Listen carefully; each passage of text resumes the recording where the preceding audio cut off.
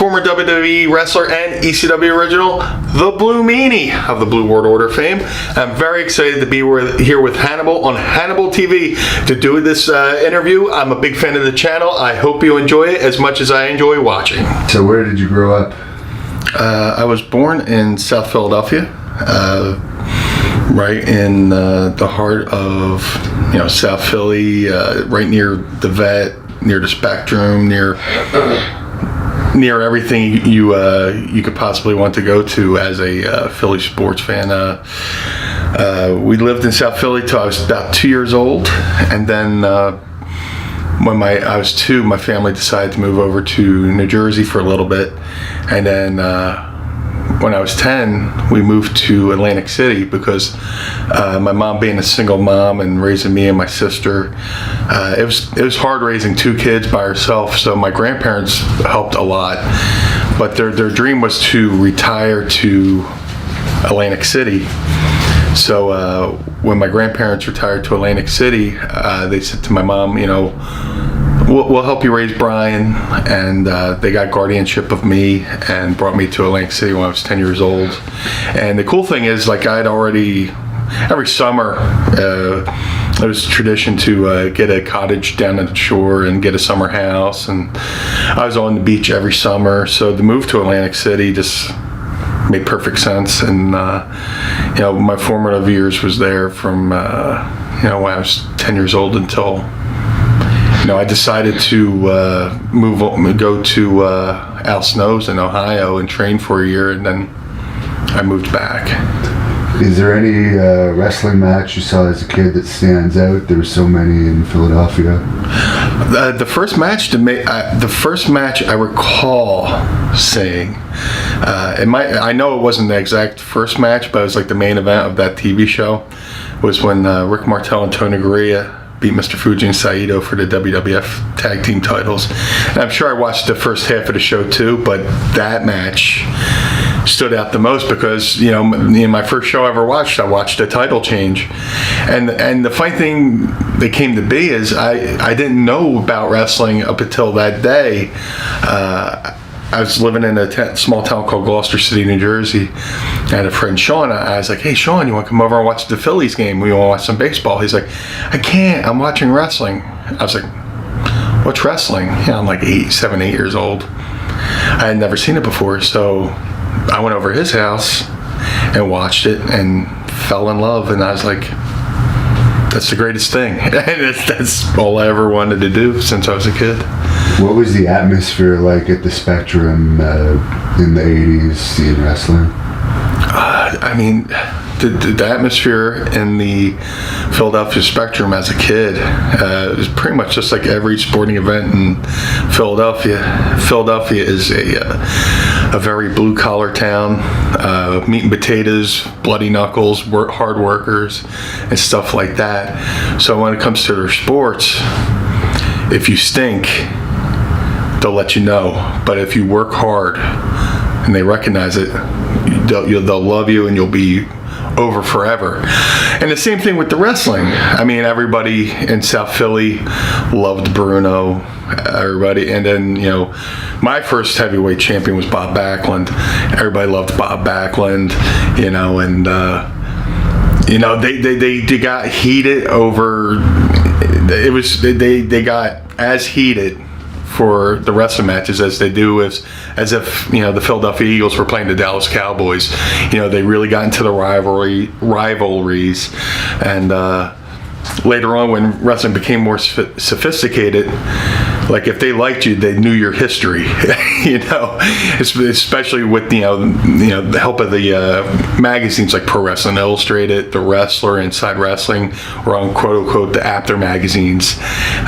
We did our research on our wrestlers and our sports teams, and we had a rabid fan base that it was an obsession because there was a period of time in Philadelphia like the 70s where it was really lean years, a lot of unemployment and stuff like that, and people needed a distraction in Philadelphia. And they had the Broad Street Bullies in hockey with the Flyers. the eagle stunk through that time. But hey, we had pro wrestling every weekend on Channel 48, on Channel 17, and if you lived in some areas in Philadelphia, if you were lucky enough, there was a divide in the city on Broad Street. This side of Broad Street had cable. That side of Broad Street didn't have cable. So if you wanted to watch, Spectrum Wrestling, which was every Saturday night they would have the wrestling at the Spectrum, but on Sunday morning they would replay the entire card with play-by-play on a local channel called Prism. And if you wanted to watch Spectrum Wrestling, you had to cross Broad Street to find a friend who had cable at the time. And it was just, it was cool to, you can, go to a show one night and then see yourself on TV the next day. So you mentioned you were a Bob Backlund fan. Is there anyone else that stands out to you that you're a big fan of? Oh man, I just loved all those. I eventually grew to love every promotion, but WWE was my first, WWF was my first wrestling promotion, so I loved Bob Backlund. Huge fan of Rick Martel while he was there. Ivan Putski, the Polish Power, he would sing and, sing a polka song afterwards. And then I loved Tony Garea. He would have the best comeback. He'd fire up and come back. SD Special Delivery Jones. With the double finger point and stuff like that. And Philadelphia is an underdog town, so I always liked the enhancement guys, the jobbers, for lack of a better term, the carpenters, if you will. The guys who look like they're always about to win, and then somehow the devious heels did something, they cost them the victory, and the grasps of victory, and then the foils of defeat, or whatever I'm trying to say. But I always liked the underdogs. But Bob Backlund, he was a machine. And how could I forget, Jimmy Superfly Snuka, who was such an innovator. The first time I ever saw Jimmy Snuka wrestle in the cage, and then watch him try to come off the top of the cage onto Bob Backlund, and then miss because Backlund got out of the way, and then eventually he went back to the well and actually hit Don Morocco with the splash. And you see what guys do nowadays. It's almost like watching The Matrix, but a simple move of Jimmy Snuka doing a splash off the top rope and then the splash off the cage was unthought of. And if you were lucky to have a VCR back in those times, when VCRs were $1,000 or something like that, you'd be hit and rewind, play again, hit rewind, play again, and just be in amazement. Definitely Jimmy Snuka, and guys like Tito Santana, who also, the fans of Philadelphia recognize as a hard worker, a blue collar, fists up kind of baby face that Philly could easily get behind. What point did you decide you were going to be a wrestler? And the funny thing is, I always thought I wanted to be a wrestler. I watched every week, and then there was the advent of wrestling schools like the Monster Factory that came along, maybe 85, 86-ish. It was there 83, 84, but it wasn't prominent on television until about maybe 85, 86, when Bam Bam Bigelow came on the scene, and he was like the first breakout star from the school, and they started getting on all the national TV circuits, and back in the day we would before Entertainment Tonight there was shows like Evening Magazine, PM Magazine, like local profile shows, and there's Larry Sharp in the Monster Factory, there's Larry Sharp in the Monster Factory on Good Morning America, stuff like that. So seeing that gave me a glimpse of there's a chance that I could become a professional wrestler, because how, other than that, how would you go about it? Being a kid, not knowing anything, they didn't have pro wrestling day career day in grade school and stuff like that. Oh, I want to be a doctor, I want to be a lawyer, I want to be a wrestler. There was none of that. So when I started seeing stuff for like the Monster Factory, stuff like that, I was like, oh my God, this is real. So, eventually it was always in my mind that, go to school, graduate high school. I ain't going to college because I want to be a wrestler. Not, that's my mindset, And, I started researching it, I graduated from the After magazines, and then my freshman year of high school, I made a friend named Justin Rosanio, who is probably like the first smart mark wrestling fan that I had met. I'd always kind of had a hint that it was a work, and I had seen this docile thing, and the exposés. But in my heart of hearts, I always defended it, wrestling, to my family, who was like, why do you watch that fake stuff? Those turnbuckles are padded. I was like, yeah, but there's steel underneath there. That really hurts. As a kid, I'm trying to, kayfabe and stuff like that. But I had seen all the exposés and stuff like that. But then I started reading, the Observers and the Pro Wrestling Torches, thanks to my friend. And through that, I started seeing advertisements for different wrestling schools. And, I started following, I started looking at the Monster Factory. But then I found out Dean Malenko and the Malenkos had a school in Tampa. So I started doing exchanges with the Malenko school, where I met a friend named Phyllis Lee. And Phyllis was she worked for Professor Malenko, Larry, and she started corresponding with me. And at one point, I was pretty much going to go to Malenko school, and then I found out, the cost of living down there was a little bit more than I had saved up for. And she had told me, there's a guy in Ohio named Al Snow. The tuition's about the same, but the cost of living is far less, and you can actually live in the school. And I was like, on blind faith. I had never seen Al. I had heard of Al. I had never seen Al wrestle. And on blind faith, I sent this woman, who I'd only known from letters, the tuition to the school, and started making plans on moving to Ohio to train with Al. Wow, so there was an actual area in that school where you could sleep. Yeah, the cool thing about Al Snow's school, Body Slammers, in Lima, Ohio, it was in an old Masonic temple. The building was like 6 or 7 stories, and we had floor 5 and 6. So when you went into the building, you took an elevator up to the 5th floor, and then you go out there, you turn to the right, there's like a living area, there's a commons area with couch, TV, love seats. You go a little further, there's a kitchen. If you make a left out of the elevator, there's Al's office, and then if you go around, there's like bedrooms, and then there was also an area that Al had set up for weights. And then if you go upstairs, there's a balcony area with more rooms and stuff like that. But the area with the ring was really cool. It looked like a miniature Manhattan Center, like where they did Monday Night Raw, where the future, eventually they would do Monday Night Raw, where there's the ring, there's the balconies on all sides, and there was a stage where the Masons would do their services back in the day.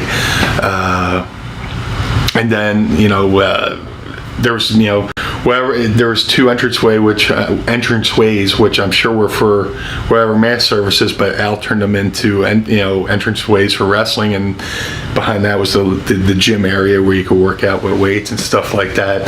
So Al had a really sweet setup, which I had no idea going into this, because like I said, I had sent that letter and that money to Phyllis in blind faith.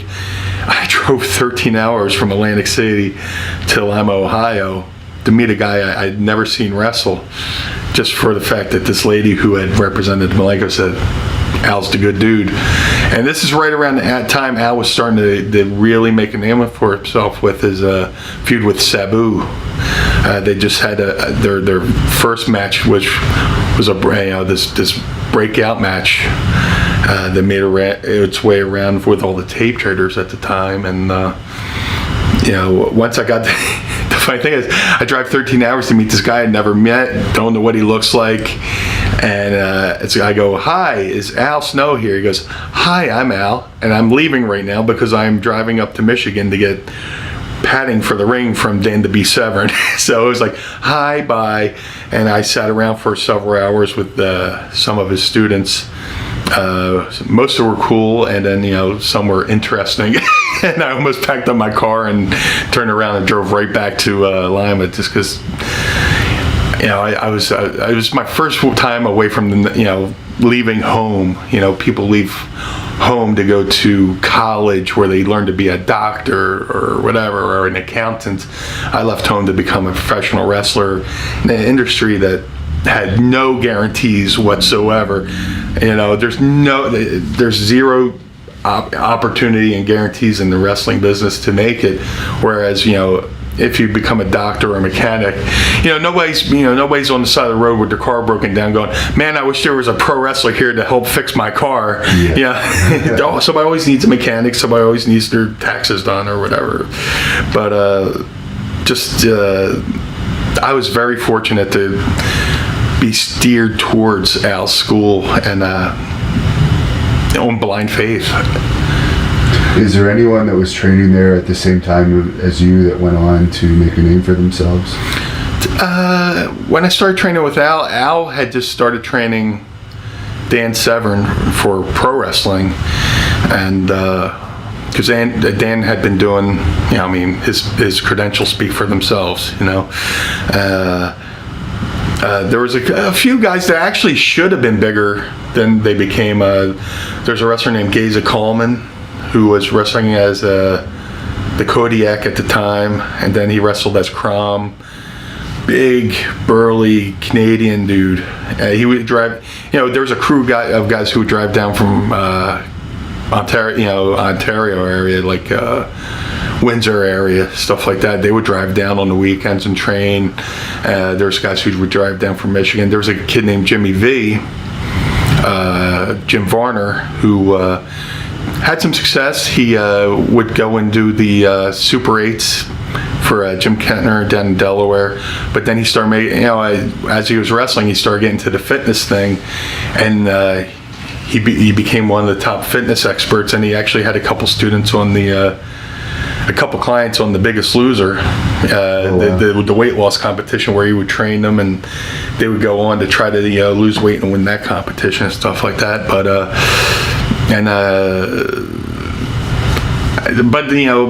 myself, you have to break it down, because there's Al Snow's Body Slammers Gym, and then you would have to break it off into the Tough Enough category, because he had. Oh, there's so many people he's trained. Yeah, so many trainings. But as far as the Body Slammers era, Al Snow, because eventually he closed down Body Slammers when he started doing Smoky Mountain, and that started picking up. And when he went to WWE, he said, "I can't put my name on something if I'm not there full time and have my name on it." Oh, also at Body Slammers, guys like Reckless Youth went there to polish up their skills.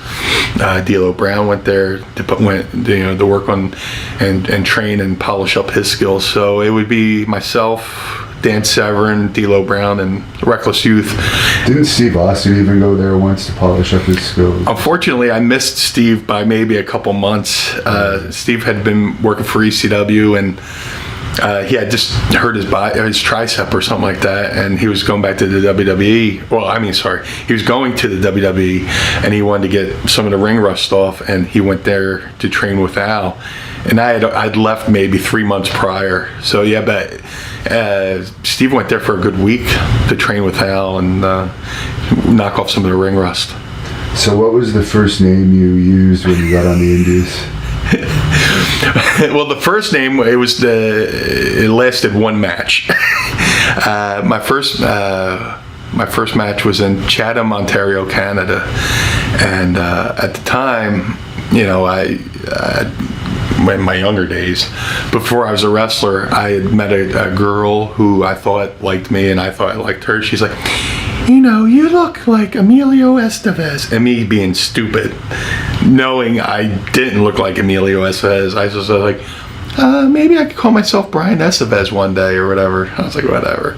So my first match, I wrestled as Brian Estevez, which lasted one match because I called home to my grandparents. I was like, I had my first match. And they're like, oh, what'd you call yourself? I was like, Brian Estevez. They're like, but you're not Mexican. Because Emilio Estevez, they have Spanish or whatever. It was a Spanish-sounding name. So I was like, I'm going to have to rethink that because, you know, I'm pale Irish.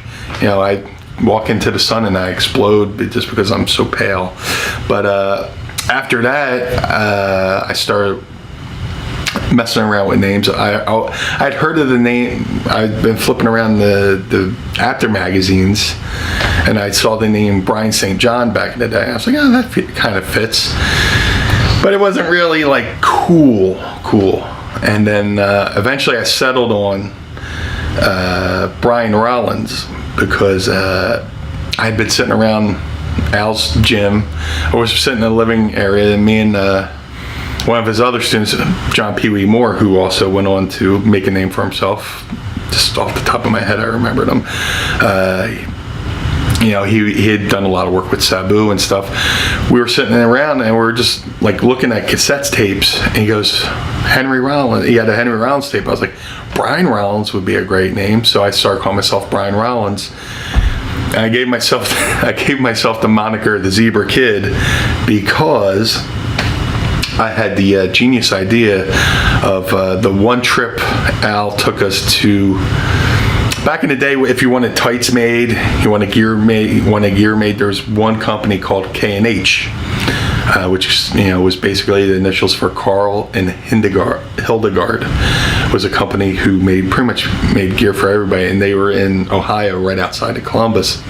It was an hour and a half drive from Lima, and, you know, some people, I guess, they go on class trips to go see fine art in a museum. We went on a class trip to go buy gear. Right? With Al Snow, we packed into his minivan and drove down and picked out gear. And a lot of the times, you know, guys would order stuff and not pay for it. And there was this, you know, bin of unpaid for gear.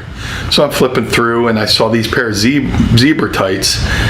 And you know, it was a big mark for the Road Warriors. I would always wear the Zubaz because I wanted to, you know, wear what the wrestlers wore. Right. And I bought their company for anyone that didn't know. Yeah, it was the Road Warriors, and I believe Dan Marino had a hand in it as well.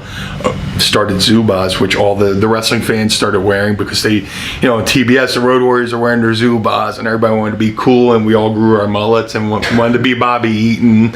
You know, I had the best mullet in high school. You know, Bobby Eaton was my idol as far as mullets go. And then later on, Shawn Michaels had his pretty sweet mullet too.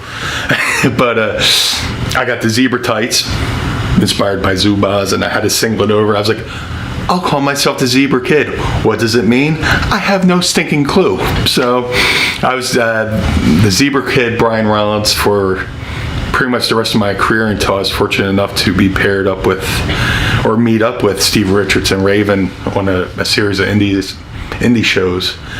And they were like, yeah. And Raven was like, yeah, I got an idea for you. It's not going to be Brian Rollins, though. You know? Because Raven had a hand in the booking of ECW at that time. Yeah. I guess. The cool thing about ECW was it really was a democracy.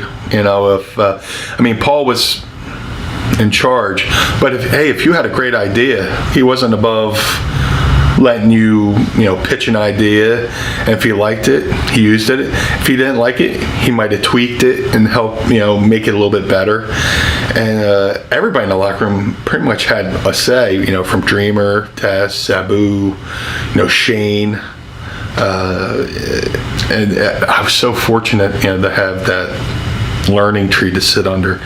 But Raven came up with the idea for the Blue Meanie because I I had met Raven and Stevie on a series of independent shows. One was in Baltimore, one was in a horse barn in Virginia, and then finally we did a show in Pittsburgh for a promoter named Norm Connors, who I'm forever grateful for, because he started booking me when I was starting my career, and even when I moved back to Atlantic City, I would still drive back out to Pittsburgh to work for Norm. And I wasn't even booked on this one show, but I had a feeling that Norm had these shows coming up, and for some reason I just had to be there.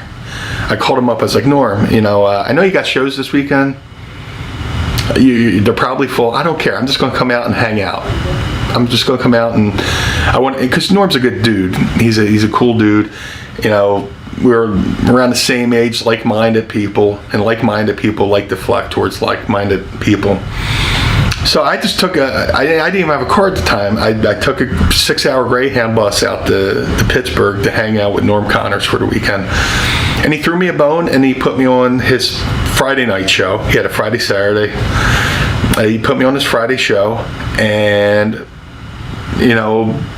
lo and behold, he had Raven and Stevie Richards on the show, who had already been on a series of shows before. And I went on and had a match with a guy who was doing a Batman gimmick, which was funny because at the time I had this little goatee and a buzz cut, and everybody said I looked like one of the Batman villains, King Tut.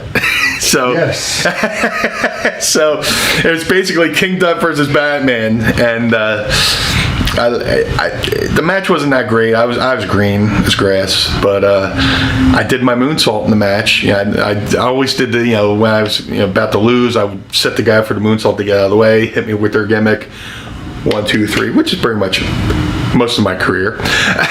But I did that. Went back, and as anybody in this best wrestling business should do, when you're done your match, go back and watch everybody else's matches on the show. So I went and watched Raven's match. He was wrestling a local wrestler named Ray the Crippler Roberts, and Ray was an interesting guy too. There's a whole nother story you could do on him. But I watched Ray Roberts did some time in prison, and then once he got out of prison, he went to Alice to Train, and he just became over. He just come out, and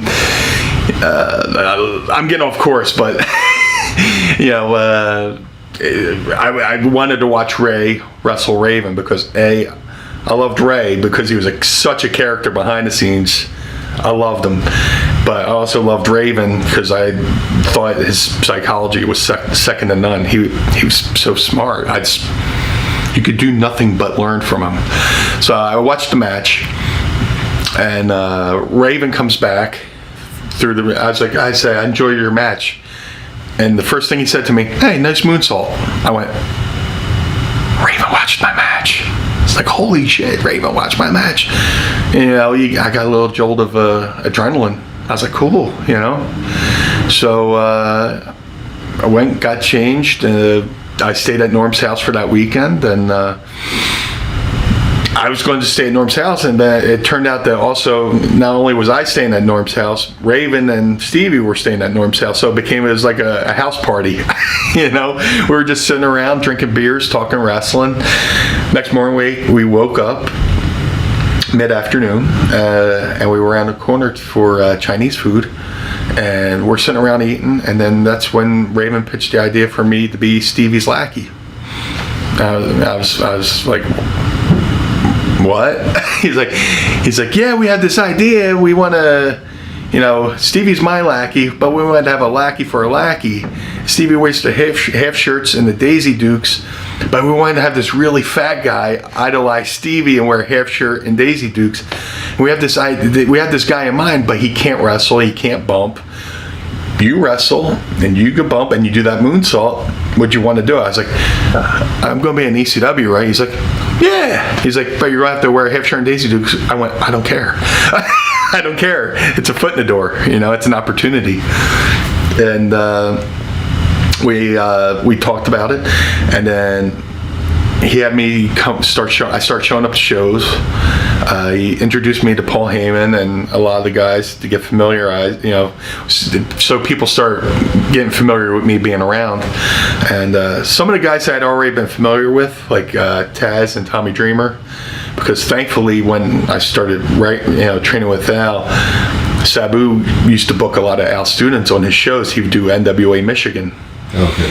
So I would be on shows already with Taz and Sabu, and he brought out Paul Heyman for a show. And then there was an angle where I did a loser gets his head shaved match with this kid named Sean Brown, and the gimmick of the match was loser gets his head shaved. So we purposely went to a draw. The psychology makes no sense because we were like, we're not getting our head shaved. Well, in reality, we should have both got our head shaved. But the crowd thought they were getting screwed. So Paul Lee and Sabu slid in, beat us up, and shaved our heads. So when Raven started bringing me around the shows, Paulie was like, hey, you're the kid. We shaved your head and all this stuff. So it made him a little bit more accepting to bringing me in, and he pitched me to Paulie and Todd, and I initially debuted the month before November 95. But unfortunately, that whole show got scrapped because that was the incident where a fan accidentally got set on fire. A fan guy accidentally got set on fire. So I'm sitting in the crowd as Brian Rollins in my Van Halen half shirt, Daisy Dukes, stuff like that. And I do my debut, and Stevie wrestled Johnny Grunge. And we did a thing where, me and Stevie interact with each other. I'm still in the crowd, and then Johnny Grunge comes over, hits me, and I scamper off and run out. And so I go back to the locker room and watch the rest of the show. So Terry Funk is wrestling Cactus Jack. And they had made this plan for Cactus Jack. Well, before, Terry Funk had been hitting Cactus Jack with a flaming branding iron. So to get revenge on Terry, this time around, he was going to hit him with a flaming chair shot. So they wrapped a towel around the chair, doused it with whatever lighting fluid, and taped it to the chair. So, as not thinking, when you light a towel on fire and you only use tape to keep it to the chair, the tape's going to melt. So Cactus goes to hit Terry, and the flaming towel lands on Terry, and Terry turns into this huge wick. And he rolls out. He's trying to do the stop, drop, and roll. And a fan reached over the guardrail and tried to pat Terry out. I guess he thought he was doing a good deed, but in reality, he wound up, burning his arms. And I saying just, we set a fan on fire, but the fan reached over and involved himself in it and burned his hands up and stuff like that. So, and then the crazier thing is that I'd already planned this thing where the lights were going to go out.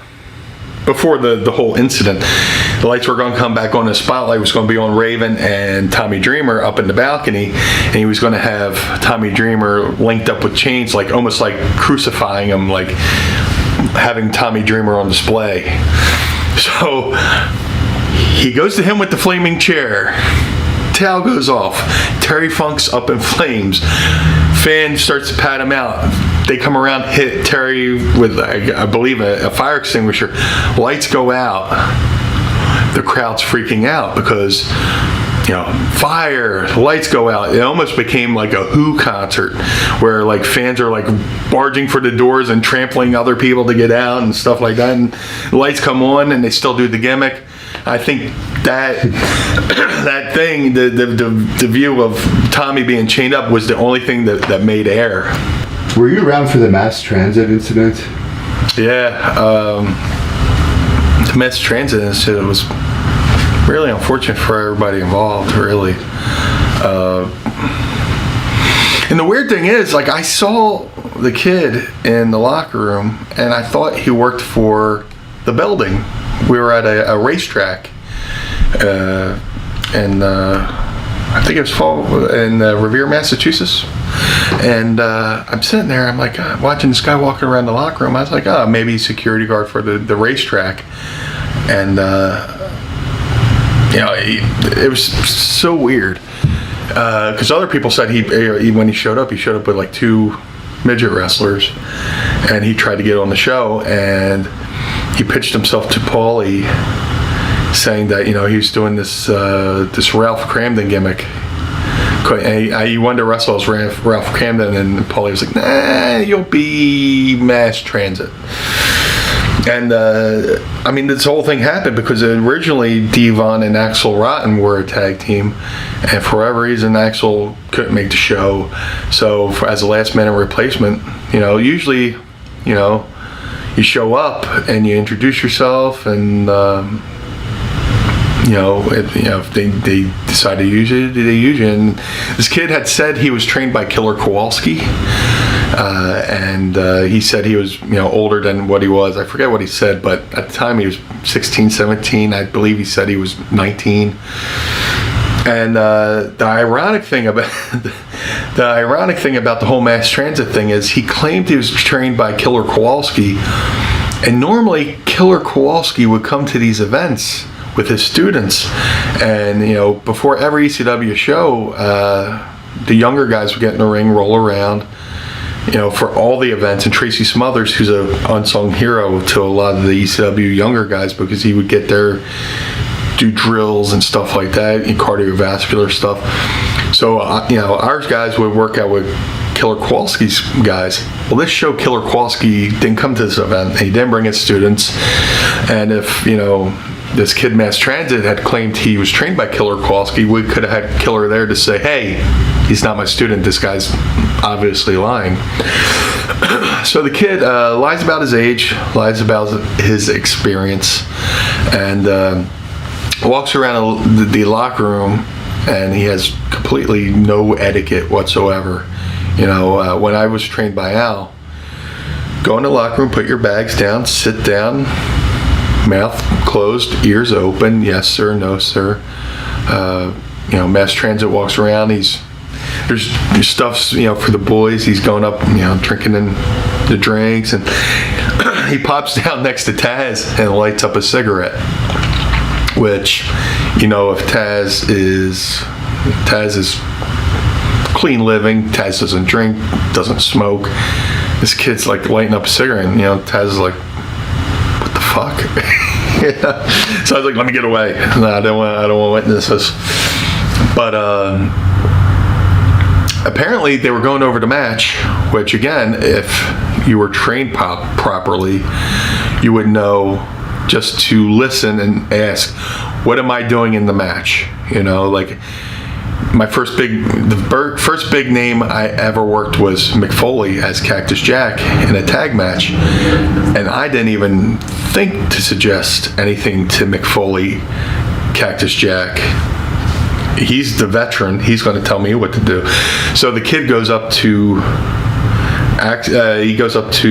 Devon Dudley and the Gangsters and says, hey, this is what I want to do, which is like all 3 of them, the veterans of the locker room, go, no, this is what we're doing.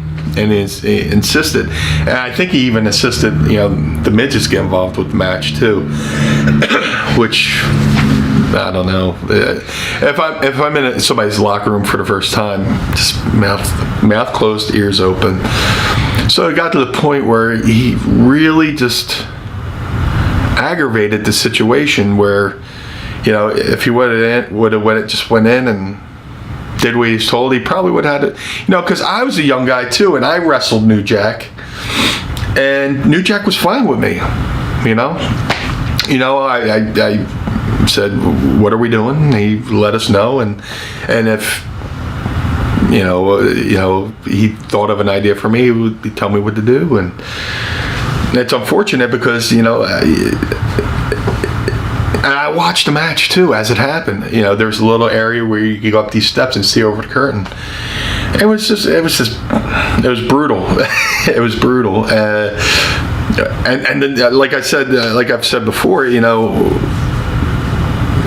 anybody with experience would know this. There's a lot of things a person with experience would know to do. And a person with experience and proper training would know never let somebody else cut you.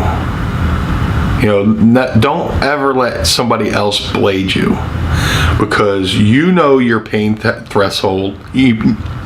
You know your pain threshold. First day with the new math. Sorry. You know how deep is too deep. Whether it's a scratch or a poke or whatever. Somebody else gigging you don't do it. It's not safe. It's not sanitary. And he went to New Jack and said, "Hey, can you cut me?" Oh. If you're asking somebody to gig you, New Jack's the Leonardo da Vinci of blading. If you're going to say somebody come look at their own forehead, and New Jack's forehead looks like a MapQuest of pro wrestling, and so like I said, it's so unfortunate that Killer Kowalski wasn't there to say, "Nah, he's full of shit." It's unfortunate that the kid lied to get into the locker room, lied to get in on the match, lied about his experience, lied about, about his age. And I mean, if you go back in history, this happened, in the WWE with the Chuck Austin incident, where the guy just showed up and lied about his experience and wound up getting paralyzed in the ring by Marty Jannetty. So you think people would just learn from, it's an unfortunate incident of history repeating itself. No, when you train to wrestle, it's not like you go to DeVry Institute and you get a certificate of pro wrestling. Hey, this is my completion stage of pro wrestling. There's nothing like that. You go by somebody's word, or word of mouth, and there's no way to vet this kid's facts or lack of facts and his lies. So unfortunately, because somebody lied about their experience, age, a company almost got shut down, and a lot of people almost lost a lot of work and opportunity, and it's a shame for everyone involved. And what was the drug scene like in ECW? Was it as bad as people say it is, or is it exaggerated? It might be par for the course from what the stories I've heard. In a lot of ways, maybe I was naive, because I was always just a beer drinker. But I mean, guys did stuff, and to me, it was never always out in the open. Except for maybe an occasional scent of marijuana or weed or whatever you prefer to call it. As far as I know, the hardest thing I ever saw somebody do was smoke a joint or drink a beer or drink alcohol. But there's other legendary stories that I wasn't privy to. Maybe I was invited, and quite frankly, I'm insulted. No, I'm just kidding. Meanie's a square, but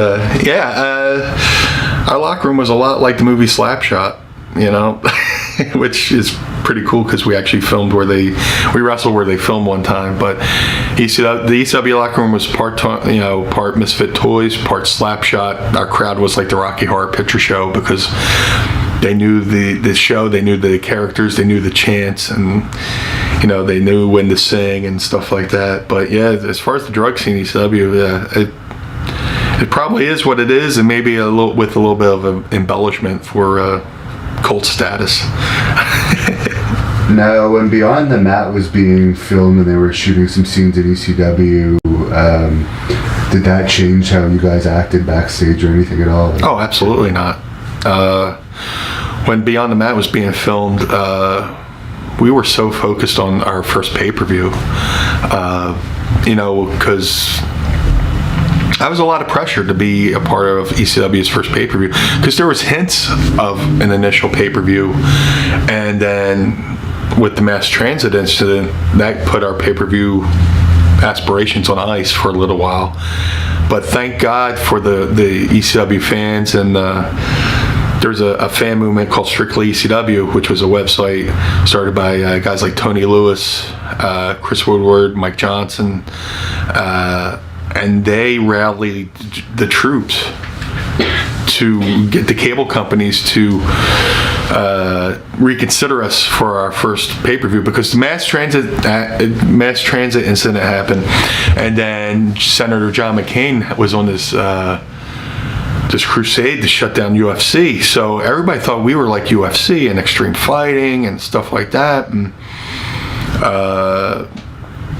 so when the Beyond the Mat crew was around, I just assumed it was part of the pay-per-view production, because we went from doing stuff with Ron and Charlie and Ron and Charlie's house to filming stuff there. And you walk into the ECW arena the day of Barely Legal, and there's nice lights. They painted the floor, and there's this other film crew walking around, and I signed a release, and stuff like that. But I figured it was just for the pay-per-view, which in hindsight it doesn't matter anyway. I really thought Beyond the Mat was an excellent documentary, but it really didn't change. Nothing really changed how we acted or conducted business, except for the fact that we had to stick to our times a little bit more, because now we're on live TV. And as legend goes, at Barely Legal, we were like 30 seconds from going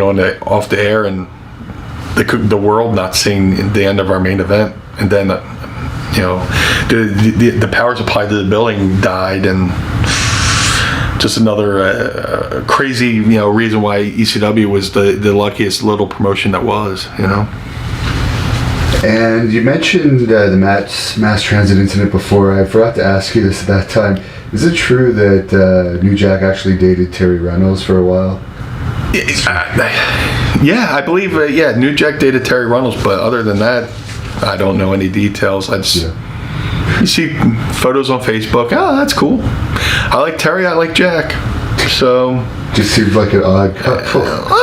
It's love. Love is blind, I guess. But if they got along and they were happy together, more power to them. But I don't know how long that was or any details. Other than Facebook photos. So that's about all I know about that. Were you around when Steve Austin had his little run in ECW? I first started wrestling in ECW. Well, I started appearing in ECW I started showing up around like September of '95, and then I went to the then hotel of ECW before we got kicked out. It was called the Travel Lodge, which many of us dubbed the Cylinder of Sin, because it was a spherical building, and so many things that happened in that building. You should just put a condom on the building from the roof down, just to quarantine it. But the first time I interacted with Steve Austin was at the Travel Lodge, and we went there. I went there to grab Raven and Stevie, and Steve Austin came along for the ride. And being young and stupid, and just having a car for the first time, being green with having a car, I kept every spare tire I ever owned in the trunk of my car, because God forbid maybe I get 4 flats at the same time. Who knows? Being young and stupid. So Raven gets in the front seat, Stevie gets in the back, and Austin was like, "Hey, can I throw my bag in your trunk?" And I open it up, and there's like 4 spare tires. He goes, "God damn, kid." So Steve Austin has this big bag, and he squeezes it in the back of my Dodge Aspen, which looked like an undercover cop car at the time. And he's sitting there. I'm like, man, Steve Austin must really hate me right now. But that was my first interaction with Steve Austin, was cramming him in the back seat of my 1977 Dodge Aspen to take him on thank God, a short trip from the Travel Lodge to the ECW arena. But Steve was cool. To this day, Steve Austin's a great guy. He is the same guy, bionic redneck, metalhead, lover of all things cool, and even though he's probably, Steve Austin could easily be on the Mount Rushmore of pro wrestling, just as being a draw in this business, but he's still the most down-to-earth dude there is, and the wrestling business is better for having him in it, because I know guys who, when I went to the WWE, there's guys who worked for WWE during the Hogan era, and there's guys who worked in WWE during the Steve Austin era, and they said, they compared, what they did, and Steve Austin, Hulk Hogan brought the wrestling business out of the smoky arenas and stuff like that and brought it to the bright lights. But then, during that, that period of that downtime when wrestling was really in the lean years, Steve Austin, lit the cannon, and boom, the business exploded, with Steve Austin, and then The Rock, and then Triple H, and the Attitude Era. But, a lot of that Attitude Era came from ECW, and fortunately Steve Austin was part of both. And Brian Pillman also had a big part to do with that. Did you have any experiences with him during his run there? Yeah, Brian Pillman had just got himself unbooked from WCW. He got himself released from WCW, and he just started showing up in ECW. And that was around the time I'd start coming back around ECW shows, because I had trained with Al for a little bit. I moved back to Jersey, started going back to ECW shows, and hooked up with Stevie and Raven. And then once I became the Blue Meanie, and Brian Pillman was there, he was living the gimmick. Everything you heard about him being in character with the loose cannon gimmick was all real. You'd be in the hotel lobby at the Travelodge, the Cylinder of Sin, and Brian Pillman would barge out from the hotel bar, run through the lobby, and go outside and start slamming the doors of the hotel like, "Oh, you motherfuckers, you," and go up, and we're like, "Holy shit!" He totally. Everybody goes, "Oh, kayfabe is dead." Kayfabe was not dead to Brian Pillman. He kept up that character all the time. But I had one cool interaction with Brian, and unfortunately it was probably like the last time he was in. Brian had just had his car accident where his truck flipped, and unfortunately, and he had to have surgery on his leg, and he was confined to a wheelchair, which was so heartbreaking, because he was such a high flyer and such a great wrestler, to see a guy who have to sit in a wheelchair for a while. But like, I'm sitting there, and if you ever went into an ECW locker room back in the day, everybody sat in the same exact spots. So-and-so sat there, blah blah blah. So I'm in my normal spot, and it's right by the one door in the locker room, and I'm sitting there putting on my knee pads, putting on my boots, and Brian Pillman comes in. He comes in through the one entrance in his wheelchair. I turn around and goes, "Meanie, I see you've been keeping up with my ab routine." And he gave me a little wink, and I popped, and it's just a cool little moment between a young guy in the business and a guy who I respected and enjoyed watching, wanting to become a wrestler, and just to have a cool little interaction with Pillman like that is one of the many cool stories in this business I've been able to experience. And we just did a very good shoot interview with Shane Douglas. Do you have any comments about your experiences with him? Shane Douglas was awesome.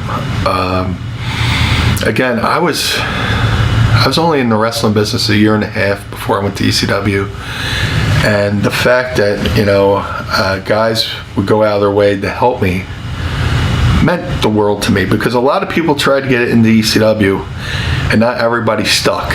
If you didn't immerse yourself into that locker room and fit in, the ECW guys policed themselves pretty good. If you weren't cut out, you didn't hang around. And the fact that a guy like Shane Douglas would help me here and there, because there was a series of times where Sandman was brutal with that Singapore cane. I laugh about it now, but sometimes he would hit you, and it felt like you were getting hit by a Louisville Slugger. And sometimes he would cane you in the head, sometimes he'd get you in the nose, sometimes he'd get you in the teeth. One time, Sandman caned me right here perfectly in the forehead, and I reached over and he yanked a thing of skin off my back to where I went to lay down. I went to take a shower, and so as like the soapy water hit down, I'm like, ah. But there was a moment where in upstate New York, Orange County Fairgrounds, and we had done something with Raven. We weren't the BWO yet. We're still a Raven, but it was always feed in. Raven would go down, feed in. Same with whack one, whack the other, whack me, whack Nova, whack Stevie. And he whacked Stevie, and for whatever reason, Stevie just went down and his legs went to jelly, and they were worried about Stevie. And Shane spoke up, and it's like, hey man, maybe you should take it a little bit easy on these kids. And during the week, my phone rings, I pick it up, and it's Shane. Hey Brian, how you doing? Shane Douglas. And I go, hey Shane, how you doing? He's like, you all right? I know Stevie got hurt from that cane. How you feeling? You okay? I'm like, I'm good, but thank you for calling. And then we start talking about heavy metal, because he's a big metalhead like me. But if I had a match, another cool thing about ECW, you could go out and have a match. You walk through the curtain and somebody will pull you aside. Hey, this is good, but maybe try that or try this. And plenty of times, Shane Douglas was that guy that pull me and anybody in the locker room and say, hey, this is cool, but do another thing. And I have to give Shane credit because he, made him along with guys like Terry Funk, Sabu, Taz, made ECW a place you would want to try to get into because it seemed like the next big thing. I remember those early ECW shows where, there was barely a crowd, and ring announcer Bob Ortiz would have to get on the mic and say, hey, if you want to be seen on television, come fill the bleachers. I'm trying to make everybody get on the opposite, the opposite side of the hurricane, so the crowd would look full. But then, there's Shane Douglas, Sabu, and Terry Funk drew our first legit sellout with the night the line was crossed. And that attendance was built on, that feud with, Shane Douglas, Sabu, and Terry Funk. And then Shane Douglas cut the promo of all promos, with Sherry Martel and Todd Gordon. And just, the first time you see somebody swear in a wrestling promo, even though they beeped it, he swear, he said the F word. Finally, I put to rest the fucking Funk family. You're like, oh my God, he just swore. That means he really meant that shit, So, he was one of the forefathers of ECW, and being a young guy in the company, the fact that he embraced me into the company along with all the other guys who were the patriarchs of ECW and Extreme Wrestling and all that stuff. It was I'm singling out Shane, but it was a group effort. But Shane was one of the guys that was the trailblazer and helped legitimize ECW because he had come from WCW and NWA, and he was tag teaming with Ricky Steamboat and doing all these cool things. So the fact that he gave a shit enough to give me some advice was invaluable. I never got paid $1 million in this business, but one thing I did get paid royally in was experience and friendships. Very fortunate to this day to say Shane Douglas is my friend and gave me some valuable experience. Now, can you tell us about the formation of the BWO? The formation of the BWO was just a natural evolution of what we had already been doing in ECW. One night, me and Stevie and Raven were driving to the ECW arena, and Raven had the idea for us to do a parody of the Fabulous Ones. And we were going to start calling ourselves the Fabulous Ones, doing the Fabulous Fargo Strut. From the Fabulous Ones, we start doing different parodies. We were the Blue Meanie Bloods, the early Eating. I was Bobby Eaton, and he was Lord Stevie, for Steven Regal. And we would come out with the powdered wigs and the hats, and I would put the Union Jack on my wrists, and cheerio. And from there, I became Blue Dust, and he was Baron Von Stevie, and then I was Colonel de Meanie for Colonel de Beers, and we were just doing all these parodies. And then eventually Raven found Supernova, Mike Bucci, to become part of the fold, of the Dog and Pony show that was Raven's flock in ECW, and it just became, that. From there, we did a parody of Kiss.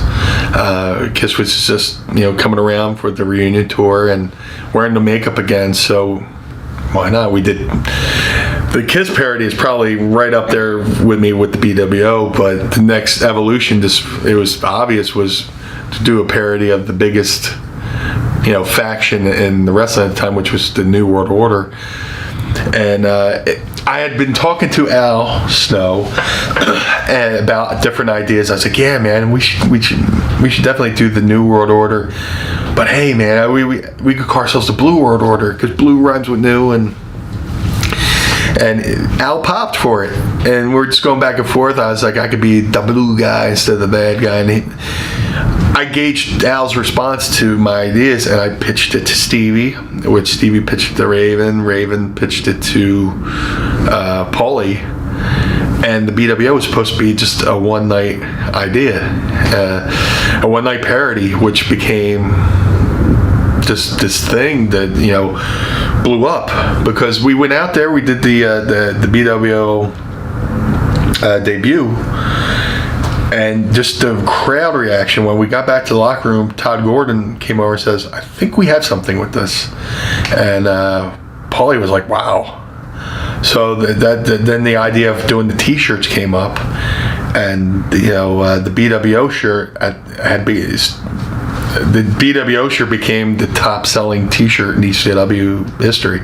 I would hear back from the merchandise girl, Bella, and she would say, "Yeah, we sold about 200, 300 shirts tonight."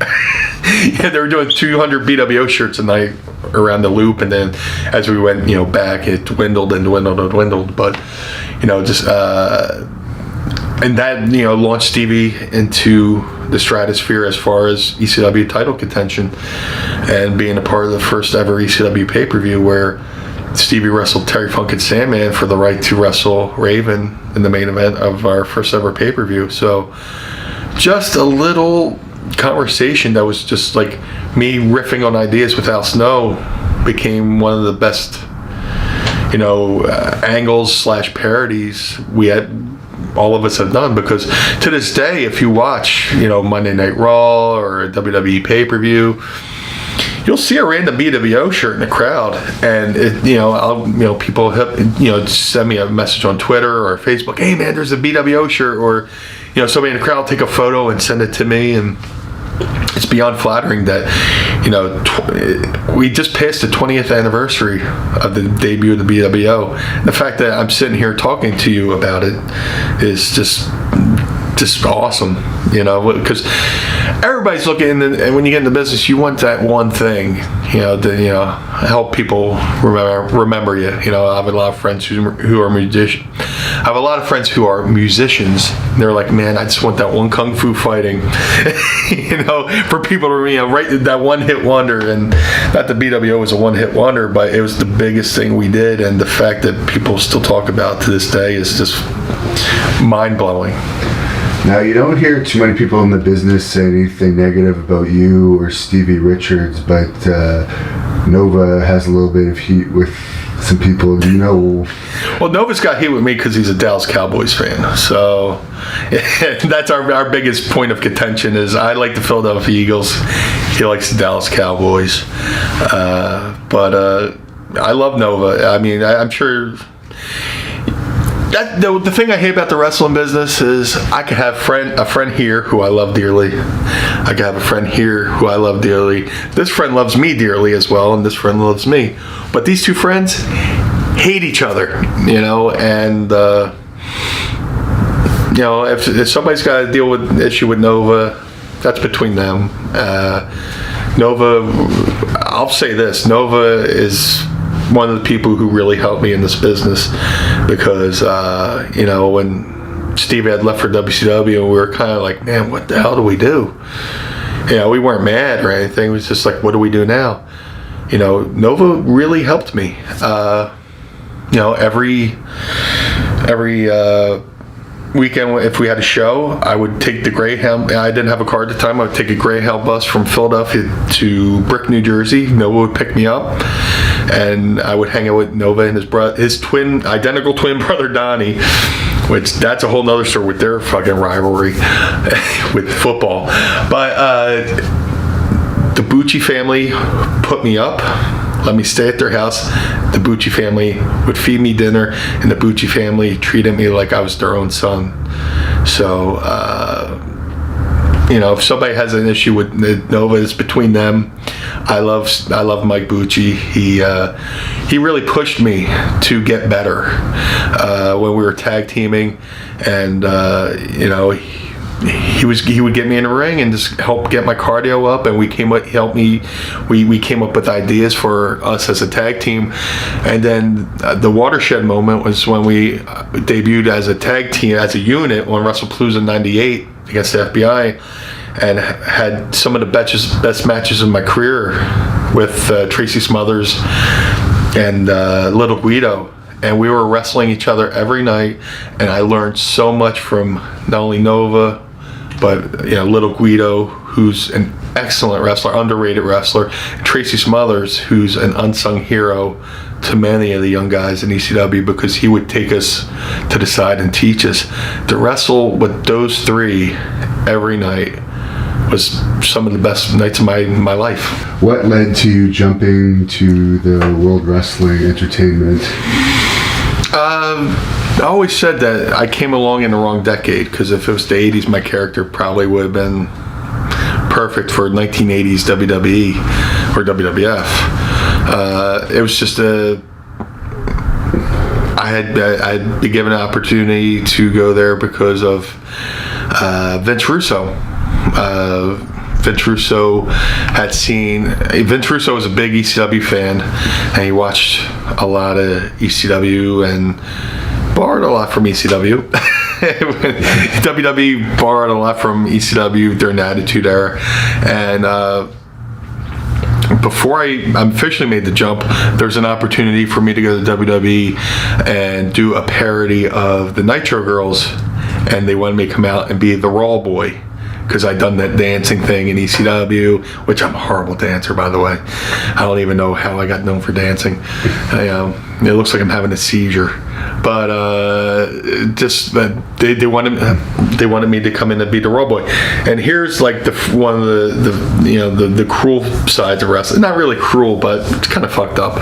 I was booked without my knowledge to be the Raw Boy on Monday Night Raw in Baltimore, Maryland.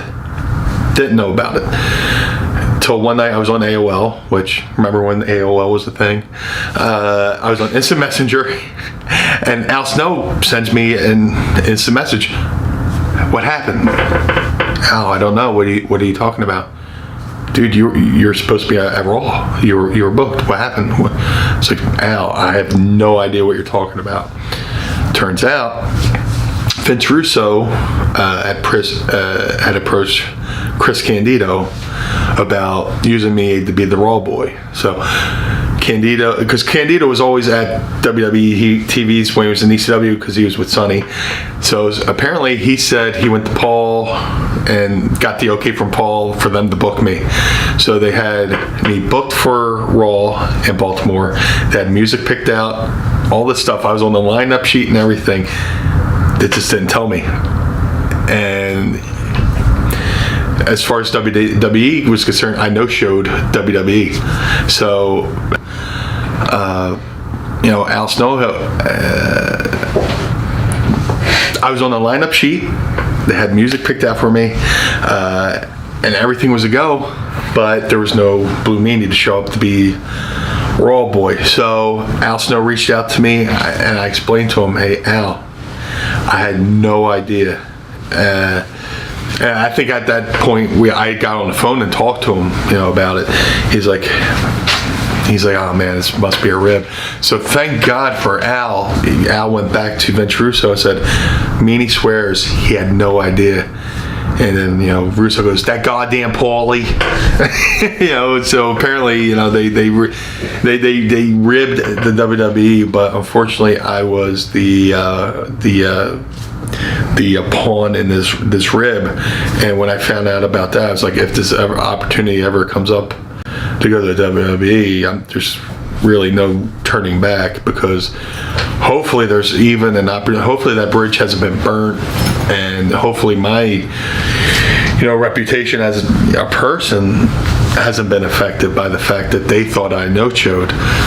So flash forward again, Norm Connors comes into the equation. I went and when I was in ECW, I would still do other indies. I did a show for Norm Connors and then drove home the next day.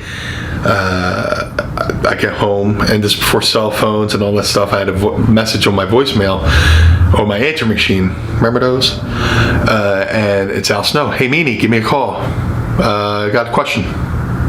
Call me back. So I called Al. I was like, hey, what's up? He goes, what's your relationship with ECW? I was like, I love working there. What's up?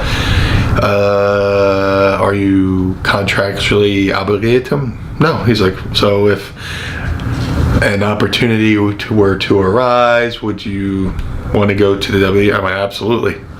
You didn't even have to say E or F at the time. You go to the WWE. Yes, I'm interested. All right, I'll call you right back. Al calls Russo, and then I guess Russo calls Pritchard. I get a phone call, pick it up, and it's Bruce Pritchard. Hey, Brian, need your information, name, address, social security, all that stuff, and show up Sunday at 10 a.m. because they were doing Sunday Night Heat in Philly, but it was usually the call time for a WWE event is 1 o'clock, but this one was at 10 a.m. because there was a game that night. It was either the Sixers or the Flyers. Show up at 10 a.m. for Sunday Night Heat. Click, and my knees automatically almost just went from under me. I almost went down like somebody, like two bombs went off of my knees. I almost collapsed, or like right there. I was like, oh my God. So I lived in a one-story apartment, and my bedroom was right next to the living room, and I walked to the living room, opened the door. Of course, I didn't walk through the wood. I walked into the living room, and there was my mom and my grandma. I said, hey, I called my grandma then, hey Ma, Nan, put all the bills in my name. What? So at that time I was with ECW. I wasn't making that much, but yeah, put all the bills in my name. Why? I just signed with the WWE, and my grandma, too, her knees buckled. She had that Edith Bunker noise, that voice, like, oh my God, and they came over and hugged me, and I said, from now on, you're never going to have to worry about another thing in your life. I got it. Because in this business, everybody says, "Oh, I paid my dues in this business." Well, sometimes families pay dues too. And while I was, traveling the Northeast, playing wrestler, or not playing wrestler, but pursuing my dream of wrestler, not making a dime, and my grandma and my mom helped me along the way.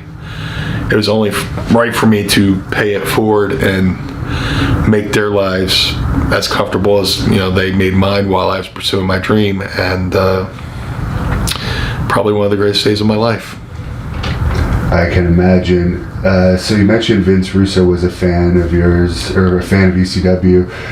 What was your first meeting with Vince Russo like? The first time I met Vince Russo was the night ECW had invaded WWE for Monday Night Raw. Oh, actually, could you tell that story as well? I forgot to ask you about that. That was quite an episode. It's great. I'm staying at home. You're in the business, but you're still a fan. And every Monday night, I'm watching Monday Night Raw just like everybody else. And I'm sitting there watching, and all of a sudden, Jerry Lawler starts running down. There's a fan with an ECW sign. He rips up the sign, starts talking trash on ECW. I'm like, oh, that was awkward. Kind of cool, but awkward. Then out of nowhere, Paul E calls into the live feed of Monday Night Raw, and starts talking trash to Lawler. They're cutting promos on each other back and forth. And Paulie, wow, we'll be there next week on Monday Night Raw. And I'm like, oh, holy shit, this is kind of cool. And then Jerry Lawler goes, oh, who are you going to bring? The Blue Meanie? I was like, oh my God, Jerry Lawler just said my goddamn name on Monday Night Raw. I'm trying not to mark out, but I'm marking out. So we go to the TVs the next week, and Paulie pulls us aside and says, the BWO, along with, the Eliminators, gave us all the name, your book for Monday Night Raw. Awesome. Fucking cool, right? Because we were trying to, build up our first pay-per-view, so this is great exposure. So we go through that weekend shows. That Monday, we all, me, Stevie, Raven, drive up to Tommy Dreamer's house, and from there we do a caravan from Tommy's house all the way down to the Manhattan Center, and we all meet up. We all have our ECW jackets and shirts and gear on, and as like a team, like a sports team, walk into the building. And this is like maybe 1 o'clock in the afternoon or noonish, and there's people lined up already outside for Monday Night Raw, which is going to be I believe it was 8 o'clock at the time, and we kind of got like an ECW chant walking in the building. And then the cool thing was just walking in on the set, because we were in the world's most famous bingo hall, ECW, where the roof leaked when it rains and it was 100 degrees in the summer, and here we were walking into a professionally lit studio with a nice ring and catering. And we walk in, it was surreal. It was very cool. And I remember there was an issue when we first got to the building, because they're like, okay, your locker room's up these flights of steps, and like a bunch of ants, we march up the steps. Oh no, you're dressing down here. And Taz was like, they're already ribbing us, brother. They're fucking ribbing us. And we're just popping or whatever. And then we're walking around, and I introduced myself to everybody, as you do, and we walk into where catering is, and besides being on Monday Night Raw, one of my favorite moments was Tommy Dreamer walking up to me, and his very serious face, he goes, Meanie, I'm having a hard time keeping my game face. I was like, why? He goes, they have cheesecake. Tommy Dreamer, the innovator of violence, the most hardcore of the hardcore, who did the chair shot, heard around the world, took cheese graters to the forehead, got chokeslammed from every angle of the ECW arena by Brian Lee with every table. His weakness is cheesecake. So I popped for that. So but then the reality sets in that we're going to be on live TV, and kind of go through like a run through of what we're doing, and then it's game time. You get dressed, and at the time the BWO was kind of doing the NWO thing, where we didn't come through the regular entrance, we came through the crowd. So we had to figure out a way for us to go through the crowd from the locker room. So we're walking through. And there's a part of the Manhattan Center which was like Command Central. It's like looking at it's like you're on the Enterprise in Star Trek. Monitors everywhere, and people at control stations and hitting buttons and that, and you're seeing angles that aren't even on TV yet, and this and stuff, and you're just like, wow. And we're walking through there in our half shirts and Daisy Dukes, with the one guy who's leading us to the entrance, and we just stop and like look, and they're like, who are these guys in a half shirt and Daisy Dukes just hanging out here? They're like, can you please not stand over our shoulders? So we go into this little stairwell that led out to the door to where we were going through to make our entrance. And no matter how much you wrestle, or how many taped matches you do. The first time you know you're about to be on live TV is just the most nerve-wracking thing. I was winded just from nerves. Your mouth is dry and your heart's in your throat. But once that music kicked on, and Paulie, teased us coming out and they hit the BWO music. If you watch us run, we could have probably ran through a brick wall. And the big rib of it was like, I hopped over the rail and Stevie hops over after me and kind of gives me this little shove, like, ah. So the next weekend, everybody's ribbing Stevie. Did you see Meanie Stevie push Meanie out of the way? And ribbing him about. But we got to throw. We look out in the crowd, and there's BWO shirts, and you're looking at the thing, and there's the red lights on and all this stuff, and it's just like the most surreal thing to be this kid who grew up a severe asthmatic in Atlantic City, that nobody thought I was ever going to be a professional wrestler, and then within a year and a half I'm in one of the hottest wrestling promotions in ECW, and then in a couple of years I'm on live television with my best friends, invading the WWE with the coolest company in the wrestling world at the time, ECW, to promote our first ever pay-per-view. It was surreal. And then the next weekend, Paulie comes to us and says that the wrestle one of our greatest opponents of all time, Little Guido. Little Guido is, again, one of the most underrated wrestlers, one of the best wrestlers ECW had, to wrestle Little Guido. And the next weekend, Paulie had said that the quarter hour rating that we were on beat Nitro, because apparently people they're making fun of the NWO on WWE, and the BWO was the first time that Vince McMahon had publicly acknowledged the New World Order. He goes, these guys, the Blue World Order, take off of the clothing line, New World Order. So he wouldn't even say a wrestling fashion. He's like, the clothing line, New World Order.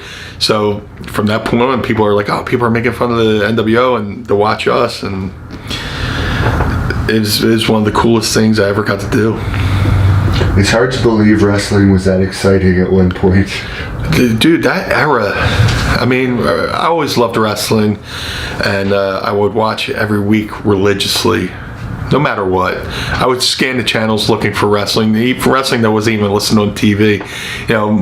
Saturdays, everybody's going to the park, playing sports, and I'm sitting at home, with the controller. I'm watching my normal WWE, and then eventually we got Jim Crockett Promotions. I would find wrestling from Hawaii on the Financial News Network that had like the little, stock market ticker at the bottom, or anything. At midnight, ESPN would have, AWA and stuff like that. But then they started getting into the pay-per-views. But then came along, the Monday Night Wars. And we had talked about, wrestling in Philadelphia. Philadelphia was a test market. Philadelphia was the precursor to the Monday Night Wars, too, because, there would be occasional times where WWE were on the Spectrum and Jim Crockett Promotions were in the Civic Center. Exact same night, exact same time, and they would both have packed houses. So that was a little bit, that was a precursor to the excitement that would lead up to the Monday Night Wars, where you never knew who was going to show up on WCW. You never knew what was going to happen on Raw. And they were trying, and thankfully for that, that era, because WWE had become a little bit complacent. This lit a fire under the WWE, under Vince McMahon's ass to, overtake the wrestling world. And thank God he did, because, there was a lot of times where, there's a lot of lean years in the WWE, and thank God for Stone Cold came along, and also 316. But that era of wrestling, and to be a part of it, there were the WWE was up here, WCW was up here, ECW might have been here, but it was always called the Big Three. ECW was, nobody ever said, the big two companies. ECW was considered part of that sphere of success and notoriety, that it was called the Big Three. So, it was a good time to be in the wrestling business. So you encountered Vince Russo for the first time at that Monday Night Raw episode? Yes, short story long. I encountered Vince Russo for the first time at Monday Night Raw, and I believe he had just started becoming a writer at the time. He had just done stuff for the magazine. He was doing the Saturday morning show Live Wire with his character Vic Venom or something like that. And he was just starting to find his way, and he was very cool, very approachable, very welcoming, and would talk to us, and we had conversations with him and everybody else there. And then along the line, he watched ECW, and he came up with the idea for me to come into ECW and as the Raw boy. And when that fell through, luckily they came up with an idea for me to come to the WWE and be a part of the Job Squad, which was awesome because Philadelphia has always been a big part of my life. I debuted, I was born in Philadelphia. I became a wrestling fan in Philadelphia, and then I debuted in ECW in Philadelphia, and I debuted in WWE in Philadelphia. So I'm going to debut in my hometown with, the guy who trained me. The guy who is, the reason for me being in the wrestling business at all, Al Snow, who all the times I wanted to quit, then he would talk me out of it, and he became my big brother in the business. I had a sister, but I never had a brother. He was my big brother. So, Russo asked him to bring me in, and off we went with the Job Squad. Did Russo say bro as much in those days as he's gone on today? I think the Russo bro thing is just he would say bro, hey bro, how you doing, bro? But yeah, I think now that it became more noticeable, I think he plays it up a little bit. But everybody wants to give Vince Russo shit, but he did play a part in the wrestling business, and he had a positive influence on my life. So I love the guy. Vince Russo and Vince McMahon was like Reese's peanut butter cups. The chocolate and the peanut butter, they worked well together, and they might work separate. But when Vince Russo had the Vince McMahon filter to reconfigure his idea, that's when it worked out the best. And Vince Russo, like I'm saying, he's a very smart guy, very bright guy. But when he had that Vince McMahon governor on him, probably when some of his ideas worked the best. Because I got to say, I didn't watch the Russo era of WCW. I didn't watch TNA, when Russo was there. But And you did an angle with Ken Shamrock and Ryan Shamrock. How did you enjoy that angle? That was great. I'd become paired with... At first I was feuding with Goldust as Blue Dust. And then we became paired up because we're two colorful characters. No pun intended, him being gold, me being blue.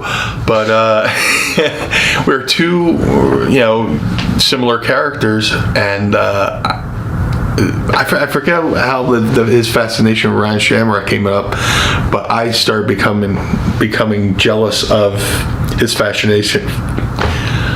First day with the new mouth, I apologize. I became jealous of his fascination with Ryan Shamrock, which led to some good moments, some that aired, some that didn't, just because of time, which is another thing. In WWE, you could be booked for a show, and you could be at the gorilla position ready to go out, and they go, your segment's cut. As you're waiting to go out, and you just have to go back and get dressed, So there was a moment where I had been calling Goldust my mommy, going, hey, oh, my mommy. And we did a promo on Sunday Night Heat in Dayton, Ohio, explaining the origins of why I call him mommy. He's like, anybody could be a good father. There's been great fathers throughout the history of the world.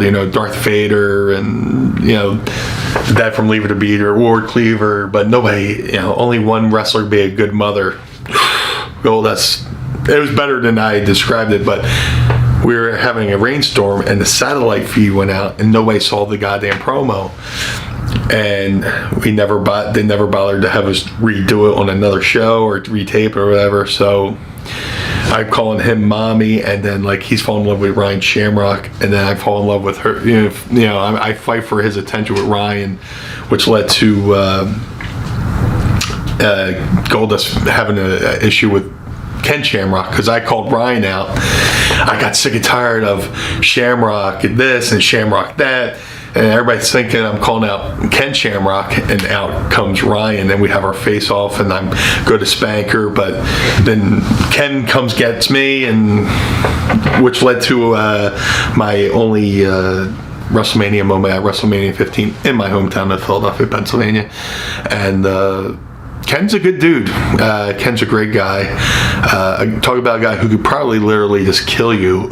But he's like the nicest guy in the world who could kill you. Him and Steve Blackman, two of the nicest guys who could probably just kill you with their pinky. But they were cool to work with. Ryan was a total sweetheart. And she was young too. She just maybe 19, getting into the business and stuff like that. And then all, she was dating a few of the wrestlers too, wasn't she, or something? Yeah, which is common in wrestling. It's like in the movie business when two people fall in love on a set, because they're around each other all the time. Wrestlers, you would tend to date wrestlers because they understand the business. But another thing that could be poisonous for dating another person in the business is that it could lead to a lot of jealousy and stuff like that, and you almost feel guilty for getting booked because you want to include your partner in getting that person booked. So if you get a booking and that person doesn't get a booking, that could lead to strife. It was common, because we get the business, we get each other, we get what we all have to go through, which a civilian life mate might not understand. The insanity of the wrestling business. And now that we see Goldust still going strong in WWE, is there any chance Blue Dust make brother? Have bags will wrestle. my bags are by the door. I'm ready. They're washed, but they're ready to. I'm ready to do anything, man. I almost had an opportunity to go back into the Rumble. Not this past one that was in Philly, but the one before that.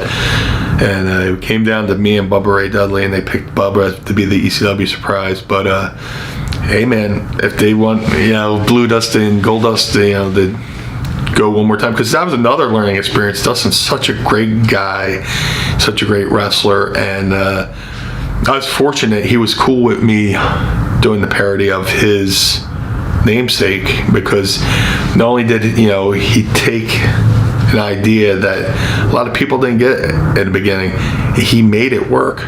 So for this kid to come along and call himself Blue Dust and do his mannerisms, he was very cool. He could have thumbs downed it and said nothing. I could have just sat on the sidelines, but he let me into his world, and I was very fortunate that Dustin got let me do it and work with him, because it was a constant try to pop each other kind of thing, with us being goofy and stuff like that. When you were released from that run, it was just a matter of your contract expired, or? Well, it was we had done WrestleMania 15, and then I went on an overseas tour with the WWE.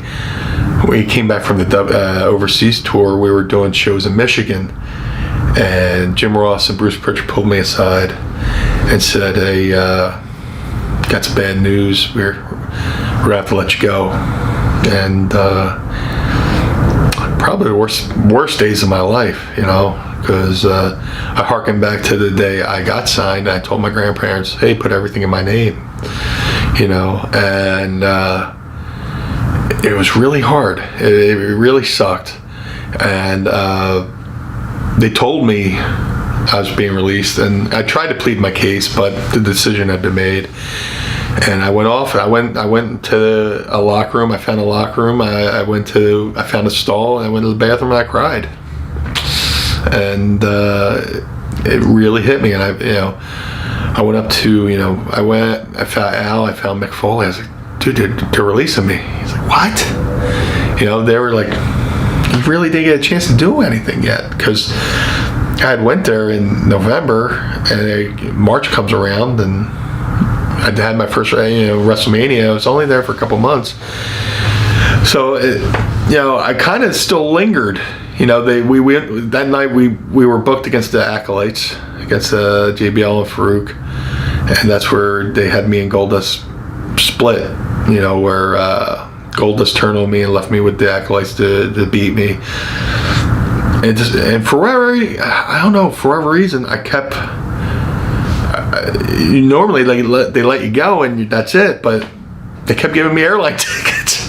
I kept doing the house show loops. I came to another set of TVs, and then it turns out when word had broke on the internet that they were releasing me, there was this huge fan campaign called Save the Meanie, which I believe was some of the guys from Circle ECW, the same fans that got the pay-per-view companies to keep ECW's pay-per-view dreams alive.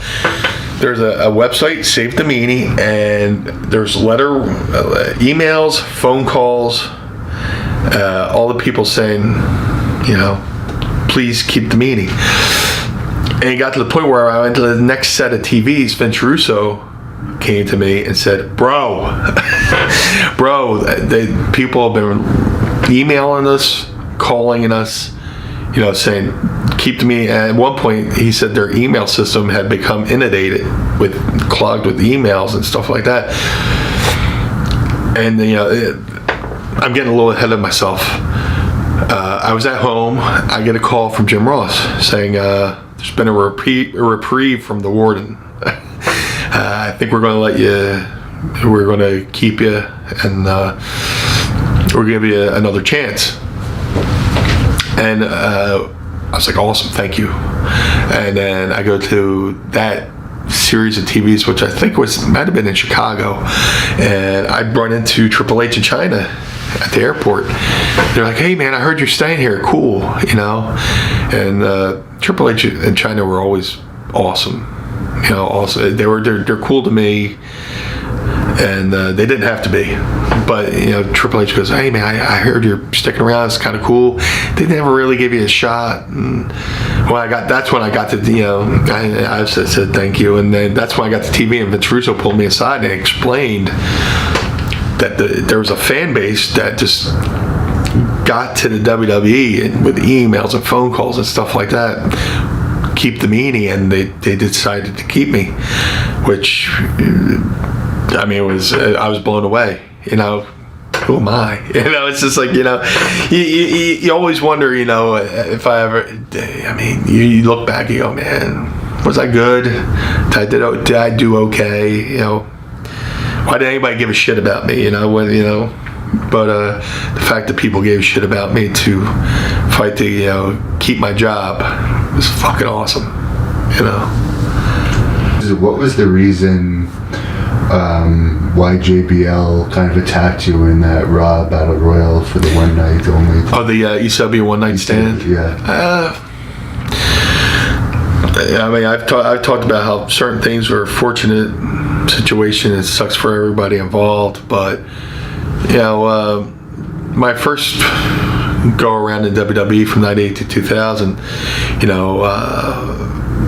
for whatever reason, just JBL didn't like me.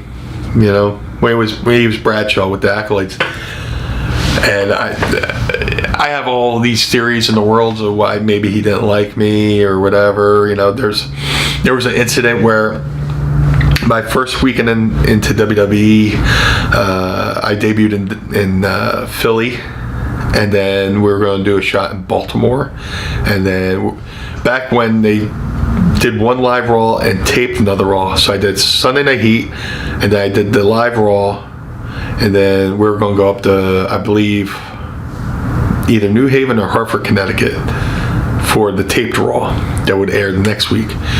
So I was, being an indie wrestler and this travel for ECW, I was just going to wrestle Philly, wrestle Baltimore, and then just drive straight up to Connecticut from Baltimore. A couple of hours, right? Earl Hebner goes, "No, stupid, we fly you now."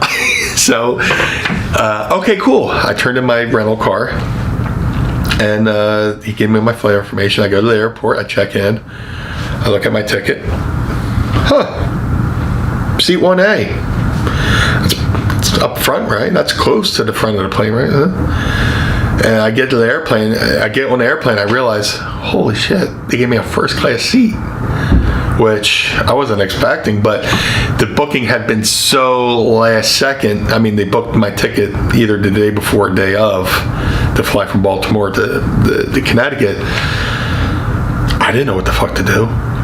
And the moment I knew I was in trouble, I sit picture this, first class, first row of seating, blue meanie, big boss man, across the aisle, Shawn Michaels, right? One of these things is not like the other. So I'm sitting there, and guys are coming on the plane, and they're like looking at me. I'm like, oh, they're like, looking at me like shocked that I'm sitting in first class. But the moment I knew I was in trouble, McFoley goes, "Oh, Meanie, no." "What, Mick, what?" "Oh, no, Meanie, oh." He's like, this look of concern. I was like, "Take me with you, Mick. Take me with you. Put me in your bag. Let me hide," So the flight's going on, and I'm just feeling it. My face is red. My tongue is getting fat. I'm just like, oh no. I just want, if there was a window next to me, I would sort of open it and done the Nestea plunge out, like, see you later. And from the back, you hear a voice boom out, "Why the fuck is the blue meanie in first class?" And I just wanted to shrink and die. I was like, oh my God. So I get off the plane, go to baggage claim. Everybody's giving me the eye. Everybody's like, Mark Henry goes, "You fucked up, man." I'm like, "I'm sorry." And then somebody finally went, "Hey, man, if that happens again, next time get up and offer your seat to a vet." Shit, why couldn't somebody tell me that before I went and sat in first class? Because I had never really flown ECW. I'm driving everywhere, You would drive from New Jersey. You would drive from New Jersey to New Orleans, Louisiana. I'm not used to flying, so I get on my first booked wrestling flight, and it happens to be in first class. So I don't know if that rubs a few people the wrong way, because when we got to the TV,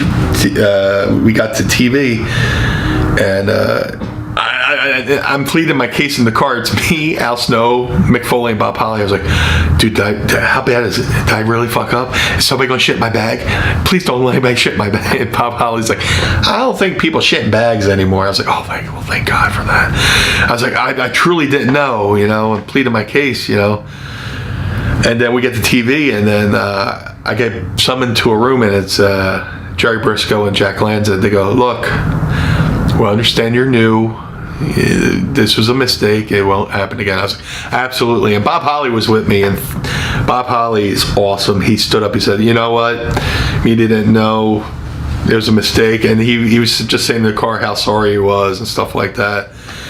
And but I don't know if that lingered on into the reason why maybe John didn't like me, or John had beef with me, or whatever.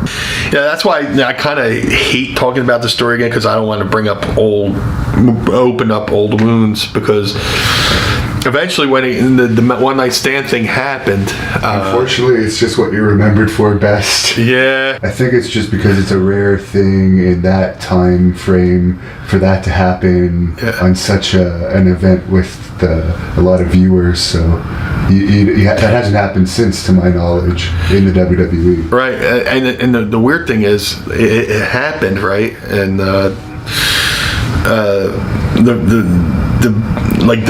your guard was down, right? You didn't have any. I had no idea it was coming, except for the fact that I saw him staring at, we're doing a stare off, and we had practiced this too. WWE guys, ECW guys here. And, hey, you, I'll kick your butt, all this stuff. And I think I yelled at JBL, I'll knock that cowboy hat off or whatever. Something goofy. You know, we had something we had practiced. And I look over and he's kind of like looking at me. I'm like, oh shit. But before the whole fracas broke out, like the DCW guys, there was a guy, one of the Basham brothers, bald head kid. I was like, hey man, we're never gonna probably have this chance again. Let's pair off. You know, go back and forth. You know, punch. So I'm the fracas breaks out. I'm looking for one of the Basham brothers. And 2 nights before, Jeremy Borash had his version of an ECW reunion with the Hardcore Homecoming at the ECW Arena. And I got split open that night, hard way, back in my head, by Sandman. It was either a ladder or a chair. So much time was going by, I forget which, I'd have to watch it. So I go to the hospital, I get like 8 staples right there. One night stand, the fracas breaks out. And John finds me, and while I'm paired off with somebody else, he punches me right where I got my staples 2 nights before. I don't know if he knew or whatever, but just by shit luck, hit me around there. And you watch me go, holy shit, turn around, and he put my shirt over my face and started throwing live rounds. So I was like, fuck, like a hockey fight. Well, I ain't gonna take that. So I tried to snatch a headlock, and if you're gonna fight somebody, try to bring them as close so their punches don't have as much range. So I bring them in, and I'm trying to throw live rounds. So somehow we got separated, and I get so much blood in my eyes. People don't realize when you get blood in your eyes, everything starts looking like a kaleidoscope, it's like a weird kaleidoscope effect.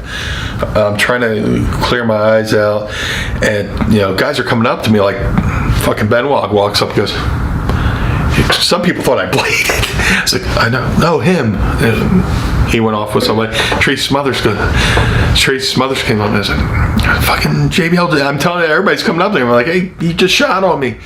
And if you watch the tape, Sandman goes over with the Singapore cane, grabs him, and Tracy Smothers goes up to him and gives him a couple live rounds, and Bubba pulls him out.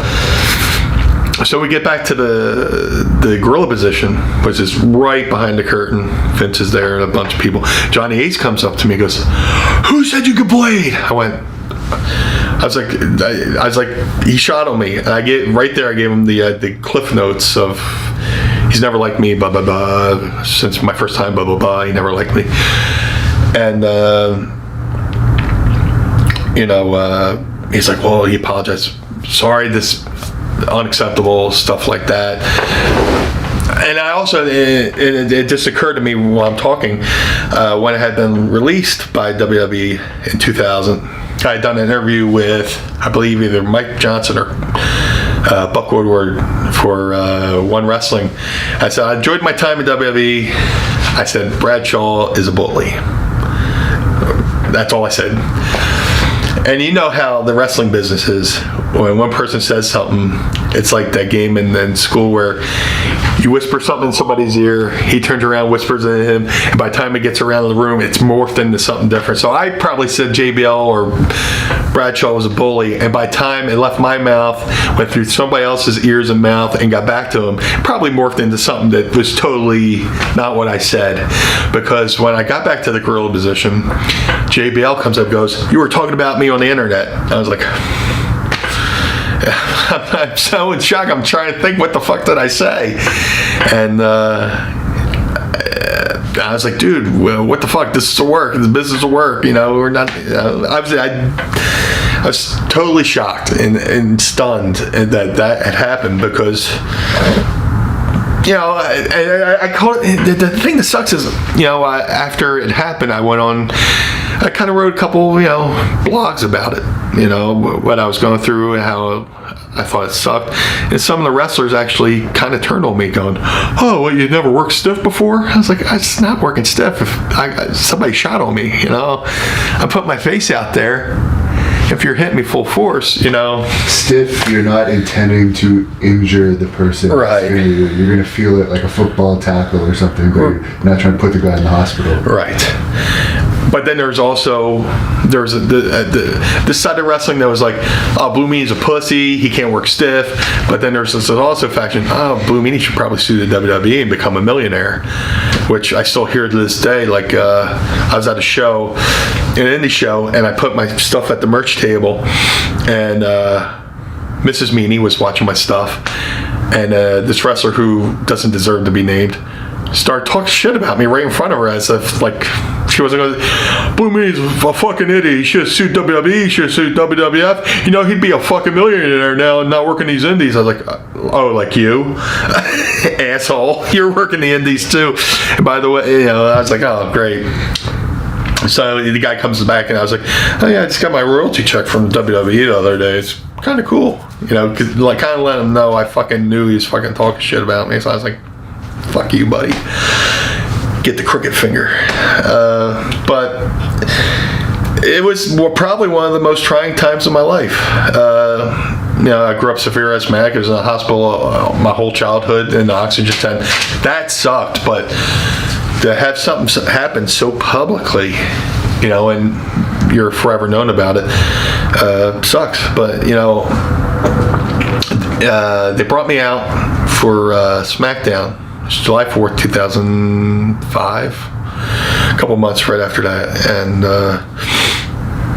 we went in a room and we talked about it. And, you know, I show up to SmackDown and Johnny Ace goes, yeah, you're wrestling JBL tonight. I'm like, what? Yeah, you're going to do the moonsault, pin him 1, 2, 3. I was like, does John know this? Yeah, he's on board. I was like, oh man, I thought I was being set up. You know, I thought this whole thing was a fucking sub. They flew me out to California for this whole thing. And John comes up and goes, you want to talk? I was like, sure. So if you've ever been to WWE TV, you see signage everywhere. Catering, seamstress, you know, Vince's office. So I go, yeah, let's talk. So we're walking off, and we're walking to a part of the building where you're seeing fewer and fewer signs, and I'm like, oh man, where are we going? You know, it's like if we walk into a room and there's plastic on the floor, I know it's a mob hit, I'm running, you know. But we go in and me and John went in the room and he was like, he shuts the door behind him. I'm standing there like this. He goes, we could talk or we could fight. I was like, well, obviously I don't want to fucking fight you, John. And the thing is, the thing that also sucks is I was a fan of his, you know.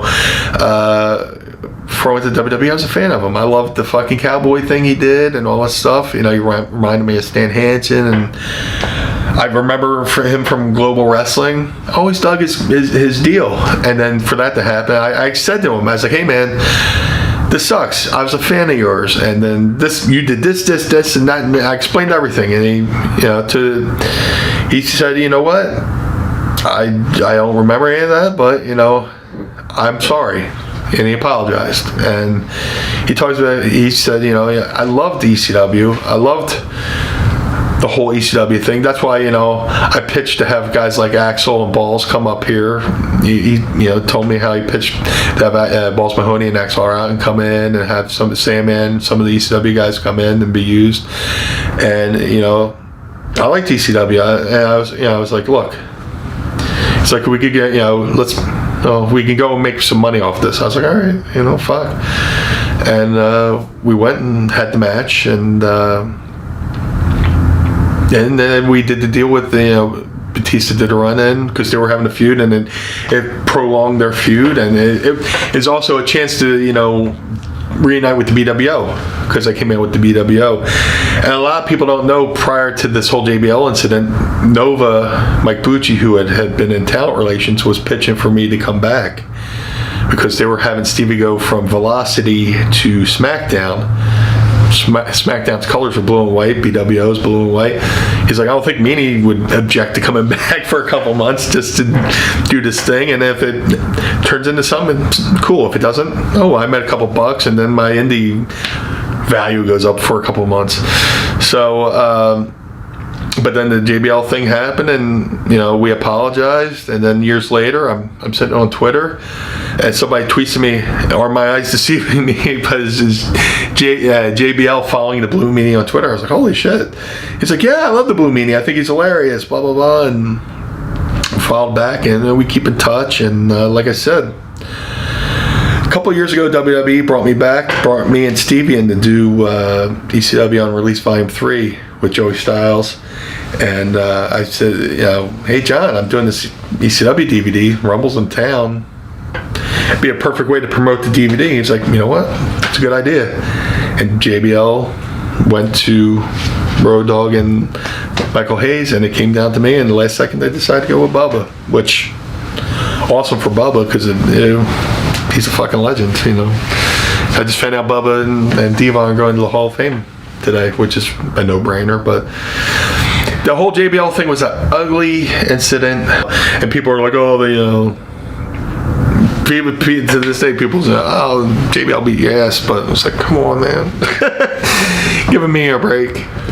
Well, and there was also the surprise factor and the size difference, muscularity difference. Yeah, look, I was never going to be Mr. Olympia in this business. Again, I keep saying, well, back when I was a severe asthmatic, growing up, I was severe asthmatic. I couldn't play sports, couldn't do anything. If I even attempted to lift weights, I grew up in a house where Catholic guilt was like a big thing. My grandma would guilt, oh, please don't get hurt. Oh, you have trouble breathing. And, I couldn't play sports, and then by the time I finally got properly diagnosed for my asthma, I was able to start participating and stuff. I was going to go out for the wrestling team in my high school, Atlantic City High School. And they disbanded the wrestling team and stuff like that. But I had nobody in my life growing up. Okay, this is what a diet is. This is a workout routine is. This is what protein is. This is that. My grandmom's idea of giving me a salad was give me a piece of lettuce and tomato and put a little piece of mayonnaise on it. I knew nothing about like oil and vinegar and onions and all this stuff. And it wasn't until I got to WWE and there was a moment where Kevin Kelly pitched the idea to me to talk to Headbanger Masha's brother, who was a nutritionist at the time, and he probably talked to me about nutrition. And at the time WWE released me, I had lost. They released me for the second time. I had lost up to 160 pounds. And got in shape, and they always wanted me to get in shape. I went and lost 160 pounds, got in good shape, and they cut me. So, damned if you do, damned if you don't. Because then I went on the Indies as the Blue Meanie, and I didn't look like the Blue Meanie. I'd show up for these bookings, and the fans are like, "You said the Blue Meanie's going to be here." That's not the Blue Meanie. He's too skinny. So I was like, "No, let me get back in meanie shape so I can make. I got bills to pay, Yeah, it's true. It's associated with the look, obviously. Yeah. People always go, "Oh, why don't you try this to do that?" I was like, "Well, I don't have the power of being on somebody's television to." People want to hear the hits. You go to see a rock band. If they start playing their new song, you go to the bathroom. Everybody you play Freebird, and they're like, "Yeah." So when I wrestle on these indie shows, I give them my equivalent of Freebird. Come out, do the dance, have a dance off, thumb wrestle with somebody, tickle them, get a little bit of heat, make my comeback, go home, meanie dance, bump out over the top rope, go to my merch table. It's either that or get some type of bodysuit design that has the extra weight. Yeah, I do the Elegante thing where I get like a fat suit with a Man, that Elegante outfit was bad. Like he had like the 70s bush and stuff like that. Yeah, was he supposed to be naked? Yeah, I don't know, man. I don't know if he had any kids, so maybe he just didn't have any. Yeah, Elegante was a eunuch. It was like a giant eunuch.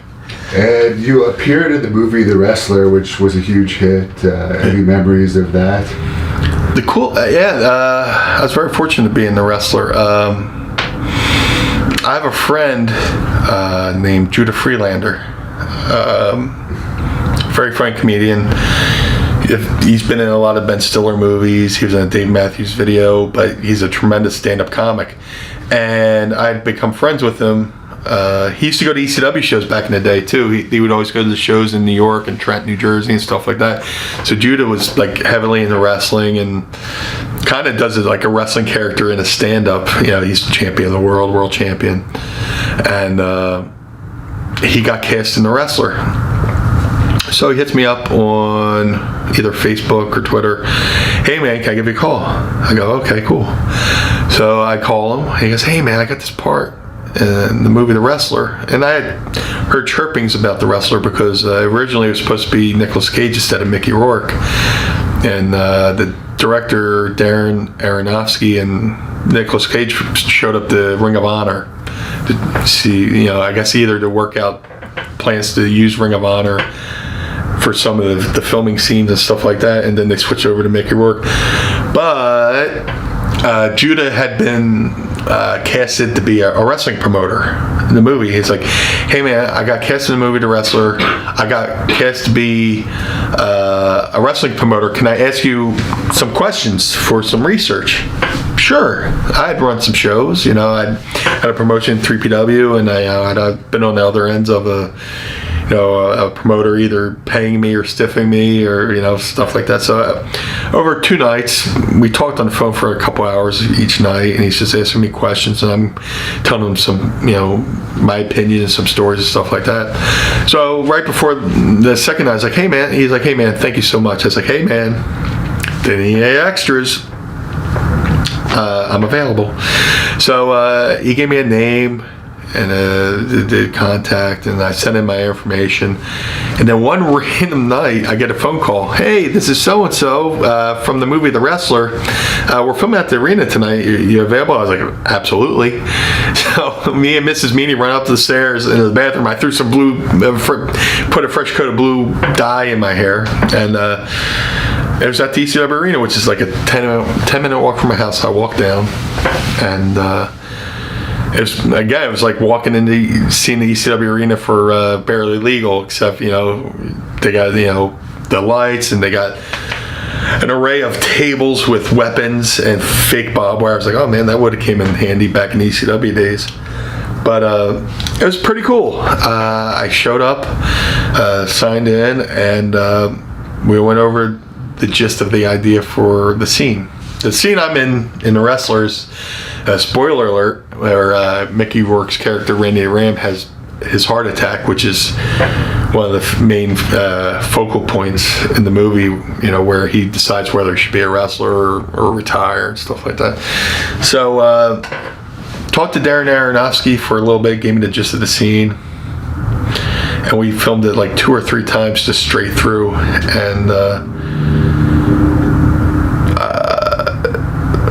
And then at the time, brain fart. At that time, the Wrestler hadn't been picked up by a major studio yet. So basically, it was just an independent film, and you got independent film pay. So that wasn't like I went in there with the expectations of making $1 million, but it was pretty cool to go in and film a movie that would go on to become such an acclaimed hit, because nobody knew at the time. Wrestling has always been shunned or frowned upon, and the thing about the movie, there's a section of people in the business who are like, yeah, a lot of this stuff happens, and there's a lot of people who thought it made the wrestling world look bad. But unfortunately, there is, a small section of the wrestling business where the wrestler really hits home for and stuff like that. When's a good time to decide to, hang it up or, live off your past glory or stuff like that, or why do some of the things you do to, wrestle with like some of the crazy shit like barbed wire and glass and all that stuff like that. But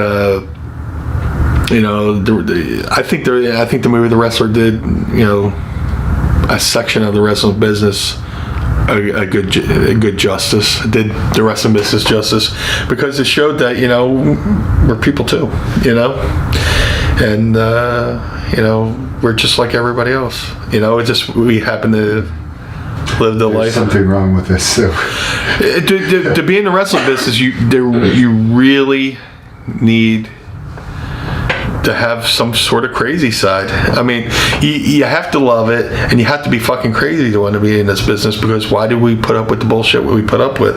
You know, whether it's, you know, the long car rides where you get out of the car and you're too stiff to wrestle. You know, you feel like you've been in a wrestling match before you've been in a wrestling match, or you delayed flights, or, you know, canceled flights where you have to stay over an extra night and it's an extra night away from home. You know, people say, you know, like you said, you know, people have said good things about me, but there's, you know, times where the wrestling business has turned me into kind of a jerk, where you're just like, you're on the road, you know, 3 weeks at a time, and, you know, you get home for like 2 days and you go back out for another set of days, and there'd be periods of times where I would come home off the road and I didn't know what to do with being at home, so I'd go and stay at a hotel room in my hometown, well, you know, 10 minutes from my house, because I didn't know how to, you know, it's like kind of like the movie Shawshank Redemption, when they leave Shawshank, you know, what do I do with my life now? I've been used to this life for so long. And in a lot of ways, you know, the wrestler was like the movie Shawshank Redemption. What do you do? I mean, you know, the doctor goes to call him by his shoot name. He's like, no, call me Randy. You know, there's some people who are like that. You know, it's just the wrestling business could be a beautiful thing and it could be a cruel thing. But I've been fortunate enough to find my peace in it, and, you know, hopefully make my mark in it and do something.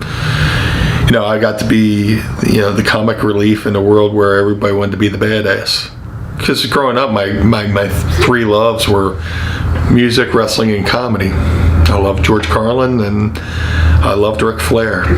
So, you know, and I loved guys like Bam Bam Bigelow. Bam Bam Bigelow was a huge influence on me because he was a big guy, agile, do the moonsault and do cartwheels and stuff like that.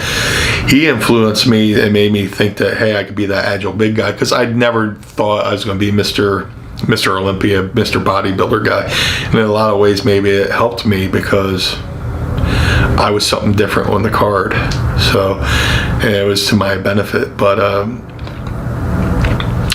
so the wrestling business afforded me opportunities to be in a movie like The Wrestler. I got to be in the Nikki Cox show when she had that show, Nikki, about being a wrestler. I got to be a question in Trivia Pursuit, because the question was, which Saved by the Bell star tag team with a wrestler known as the Blue Meanie? And I got to do a tag team match with Screech from Saved by the Bell. I was supposed to do a mixed tag match against Luna and Gangrel, and whoever I was supposed to team with didn't show up.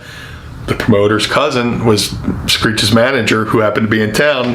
And 2 hours before our match, I had to teach Screech how to wrestle, and I basically just stood in the apron while Luna beat the shit out of him. So, but he is a trained wrestler now, though, isn't he, from that celebrity wrestling show? Yes, I forgot about that. Yeah. Dustin Diamond was a cool dude, but so the fact that I got to, you know, teach Screech, you know, the ins and outs for like 2 seconds to have a match, which was after a minor league hockey team where they lowered the ring onto the ice. So like they had this hockey match, and then they lowered the ring down, and then they have a couple wrestling matches, and here I am in a ring in Milwaukee, Wisconsin, with Screech as my tag partner against Luna and Gangrel. And then a couple years later, it's part of Trivia Pursuit, the 90s edition, which is...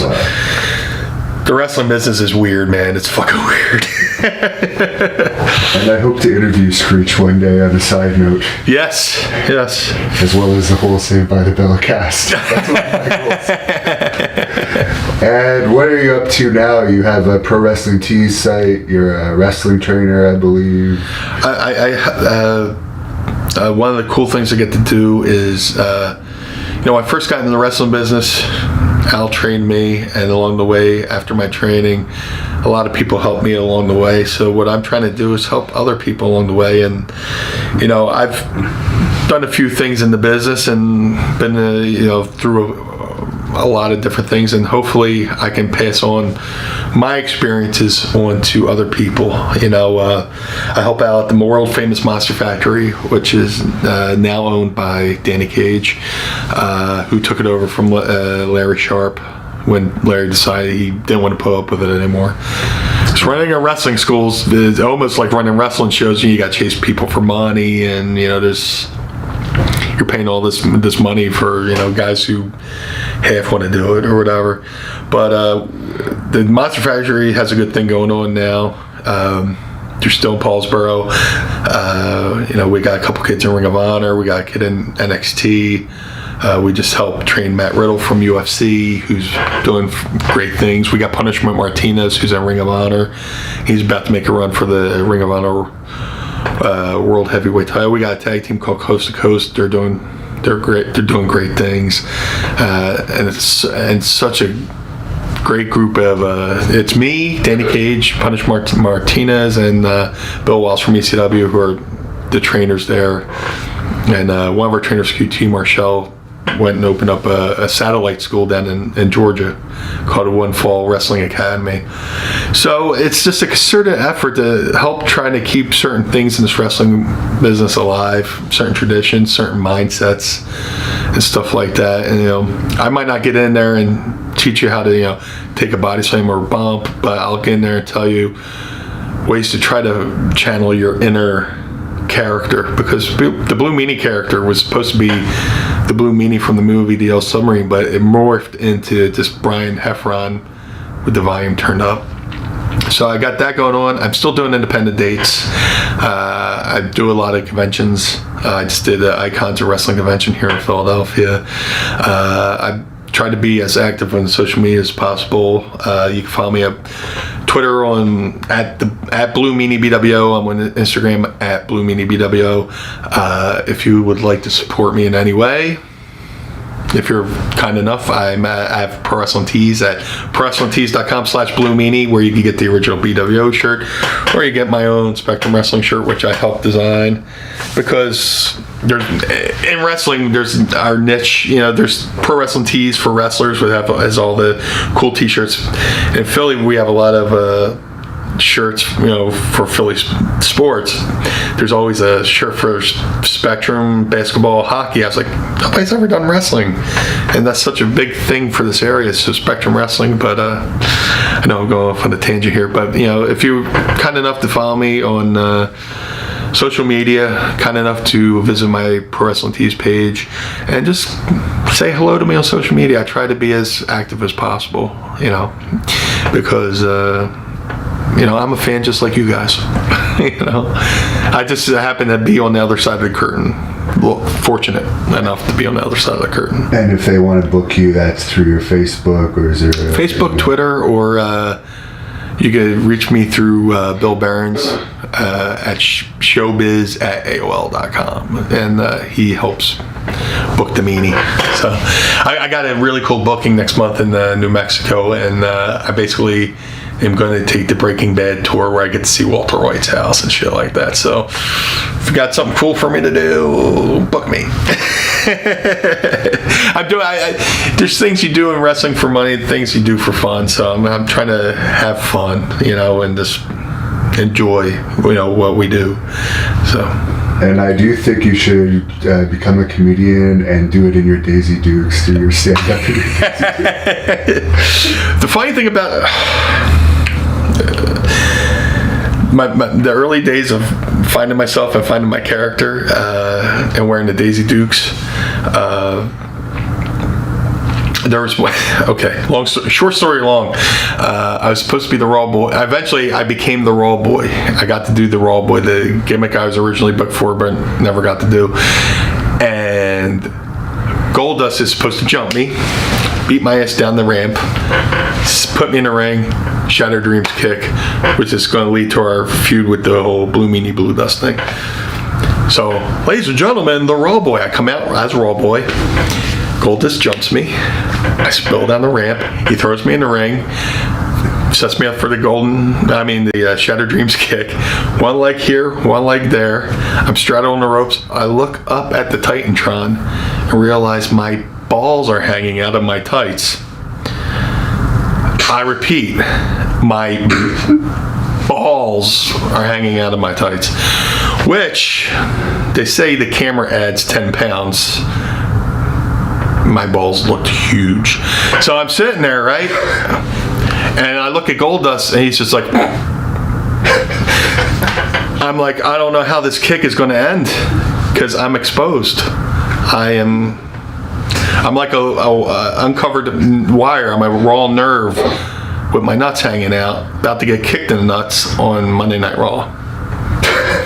So he kicks me. I go down, tuck.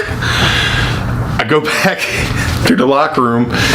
I passed through, I believe this was in Arizona, and for whatever reason the production truck was on the inside of the building, so I walk by the production truck and I get a smattering. People come out of the production truck, give me the golf clap. You know, hey, your balls came out. And then I walk by, the monitor where everybody's sitting watching, hey, your balls fell out. And then years later, I would always run into Luna Vachon, and she'd go, Meanie, remember that time your balls fell out on a Raw? I'm like, yes, Luna, I remember when the night my balls fell out on a Raw. Which is not the first time Jim and the boys debuted, but if you're going to do it on Monday Night Raw. Well, I don't think we can top that story, so we'll end it there. I think I've taken up enough of your battery power, so thanks for having me, man. I love this channel. I love the content you provide for the fans, and Mrs. Meanie, I get a test. I'm watching your clips all the time, so thank you for having me.